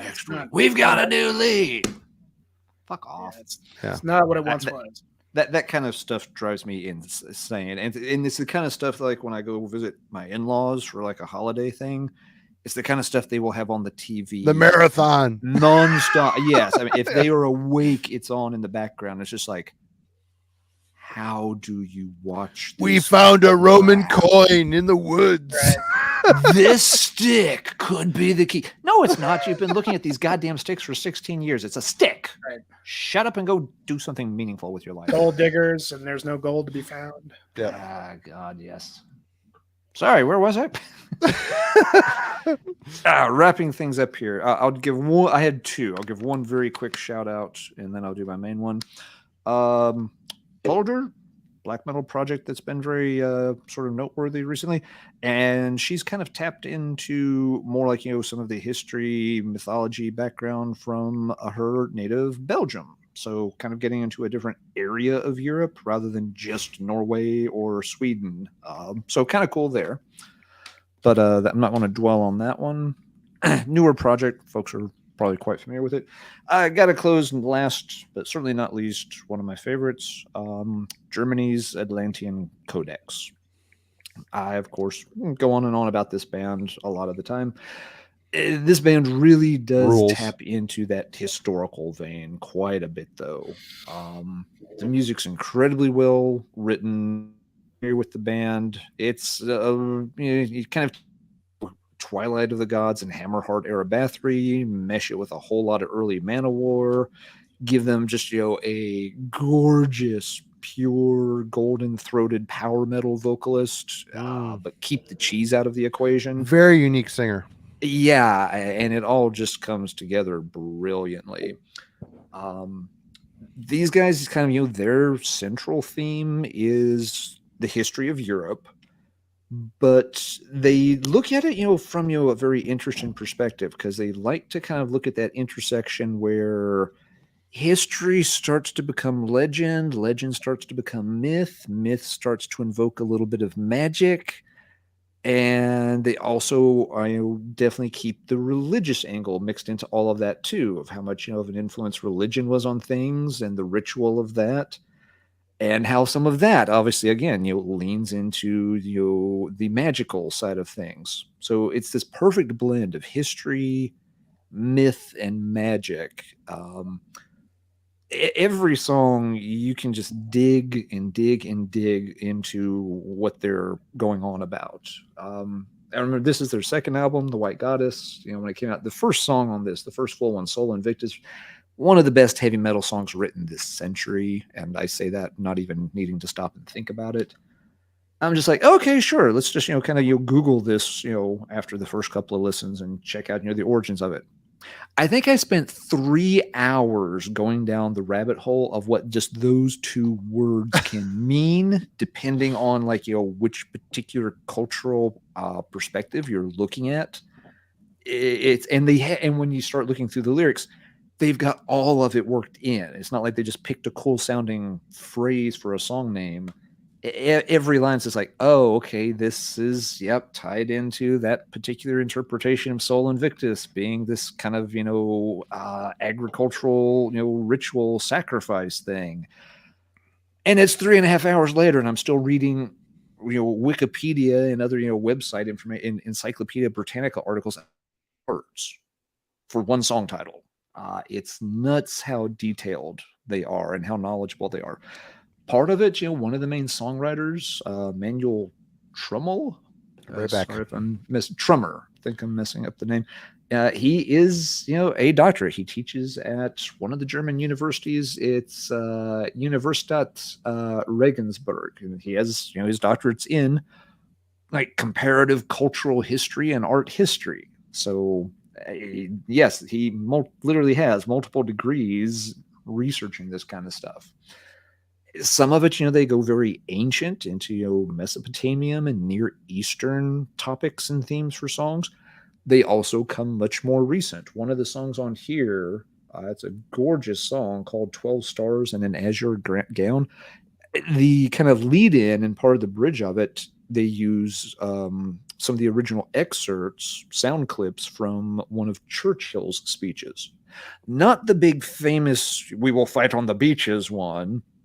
It's a later speech where Churchill's kind of actually lamenting the fact that European nations can't ever quite get on the same page. And he's trying to make the point that if we could all just stop, bickering and focusing on these little tiny, differences, if we could all get on the same page and work together, Europe would have, a new golden age, the like of which, has not been seen in millennia. And it's just, very, kind of, interesting, poignant clip that they use going along with that song. You cannot get much better than this band. They know their subject matter. Every song is fascinating, very well crafted. And even if you're not interested in that, you don't even have to pick up the lyric sheet or look at the booklet. The music absolutely crushes. It's the perfect combination of passion in the music. Yes, it is it's epic, it's doomy, it's powerful. It takes all those elements and blends them together just miraculously well.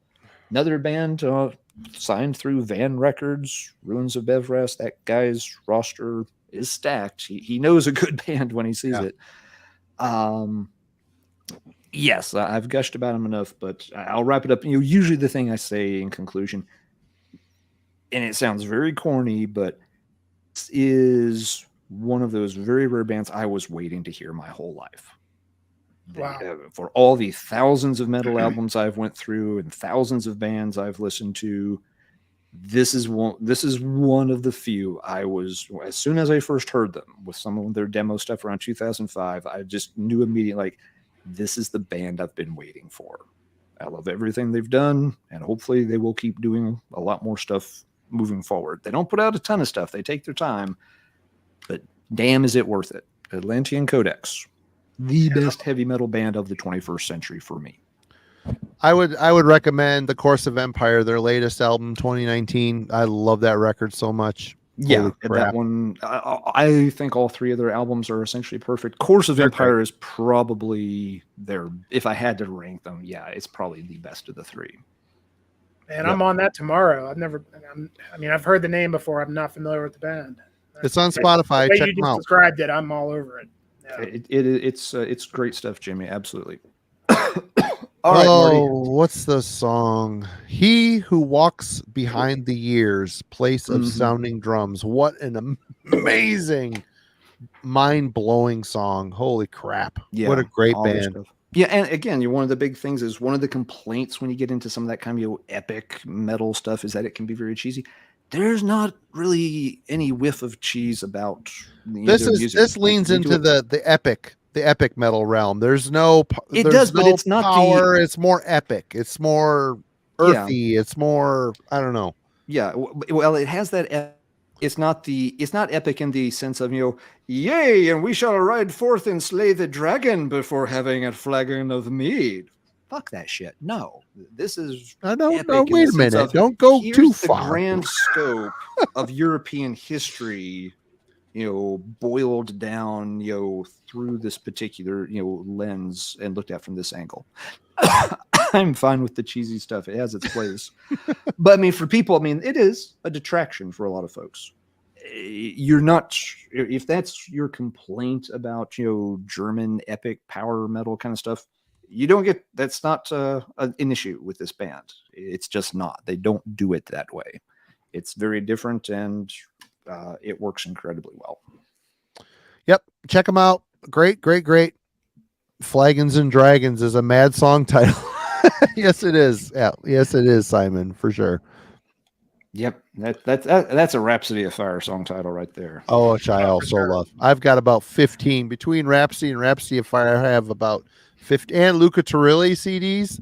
I got about 15 or 20 of those fucking things. It's stupid. It's stupid how much of that crap I have. Anyway. It's fun stuff. There just sometimes I am not in the mood to hear a grown man cry about his beloved dragon steed getting the sniffles. All right. Does anybody have anything else to add? I will add, I am amazed since we're done, right? Everybody's got their records. So I cannot believe nobody picked an Iron Maiden record for this. Someone mentioned in the chat, and I thought that was probably a little too obvious, but I was thinking with Iron Maiden, a ton of their stuff. They have a lot of songs, that have been historical, but I was looking for bands that really make it more of a a central theme. I fudged once or twice here with like Running Wild, but I was trying to look for bands or albums that that was really the central concept. And a lot of Iron Maiden stuff is yes, they have historical songs, but they have a lot of fantasy songs. They have a lot of just heavy metal culture songs. They have a lot of their songs come from works of fiction, as well. So I kind of left. Yeah, you have to pick a song. I thought maybe just everybody was like, everybody's going to pick this, so let's not pick it, kind of thing. What about some Blood Duster too, Simon? You want to throw them on the pile too? The album with the C word in it, the title of the C word. Does that make you feel nostalgic for your country? Fuck yeah, I'm with you on that, brother. I was about to include it, Simon, but I couldn't find the rare original pressing that has kangaroos on the cover. If it doesn't have kangaroos on the cover, I don't give a shit. That's a good point. We didn't really have any kind of, I don't know if there's any bands that sing about Australian history. That would be kind of an interesting frontier, maybe. Well, what about Cauldron Black Ram? I don't know. I'm talking out my ass.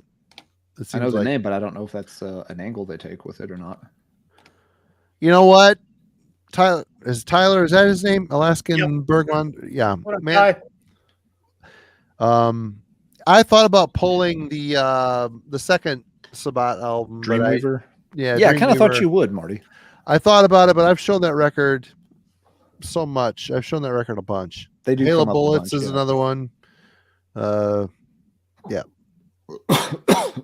Well, that's it. And everybody, please go check out Future Ruins. Jimmy does good work over there. He has a very unique take on a metal YouTube channel. Again, it's him wandering around the mountains. He's kind of doing the Les Stroud of metal type of thing, which is very cool. Please go check out Let's Talk Metal. Our co-pilot to this channel is doing some cool shit every Tuesday. He puts up a new video, way more productive than I am. Well, kind of. Yeah, and we really appreciated everybody for hanging out with us tonight. Thank you so much. I do want to give some show notes. Monday, if any of you have noticed, we've been doing album reviews every week. It's a new thing we're doing. We're going to keep doing it because they're fun, and we think like we feel like we're helping a little bit. Our buddy Kellen from Killing for Company and the Wednesday Album Club, he submitted a review for the band named Pigs. It's like pigs 7 times. That's the name of the band. Pigs. And last week, Melanie sent her review. We published it for the new Void Ceremony. Can't wait to hear that. Dude, I bought both of their records after. Oh, they roll. Yeah, I pulling the song samples to edit into the video. I'm like, wow, this rules. But my label, Byron Recordings, we put out our second release ever was Misery's Omen. And Damon Good, who is in Void Ceremony, the bass player, was in Misery's Omen. So hearing those bass lines really, hey, Gore Metal, thank you so much again. You're crazy, man. Thank you so much. Appreciate you it, man. so much. And Wednesday, the album club, we will be discussing the new Metallica record. Alan will be joining us. Jim will be away, and Alan is filling in the void, and we're going to be talking about the new Metallica record. I think Jim decided to be away on purpose once he heard that. I don't blame him. I'll defend Metallica forever, but man, this new record, I am struggling getting through. The singles are definitely the best songs. But anyway, we'll get into that on Wednesday. Next Friday remains open. We got some other stuff coming. We'll get there. But thank you, everybody. Yeah, there's a new Metallica record. You haven't heard? It's called 72 Seasons. It's like 77 minutes fucking long. It was a bad idea. It was a bad idea. Long. Oh, that's way too long for Metallica. It's too much. It's too much. They Hey guys, thank you all so much for having me on again. Really appreciate it. It's a lot of fun. I always look forward to hanging out with you guys. Jimmy, we love having you. Yes, Yeah, and anytime. Definitely be safe in your travels. Get lots of good footage. We all look forward to seeing what you post on your channel after you come home and have time to sort it all out. Absolutely. Yeah, Jimmy, man, you bring the sauce to the channel. Thank you so much. We love having you. Everybody, please go check out Future Ruins. Links in the description. Jimmy will be back to heavy metallurgy as well, for sure. We've covered escapism metal and we've covered realistic metal. I think next time we have to cover like abstract impressionist metal. Yeah, we're gonna have to really think about it. It doesn't have to be a deep topic. I mean, we slum around here too. Trust me. One word: robots. I've been looking for someone to sign on for the robot episode, and I can't get anybody to bite on that one. So I'm just throwing it out there. For that one, I could probably do that. Robots, unlike ducks and dolphins, robots are metal. I've got a few I can think of. All right, but we'll save it for next time. The episode writes itself. Absolutely. Mm-hmm. Absolutely. Everybody have a good weekend for sure. We love everybody. Thank you so much. Cheers. Don't hang up, Jimmy. We'll talk. And see you Monday. See you Wednesday. Everybody have a great weekend. Take care. Cheers, guys.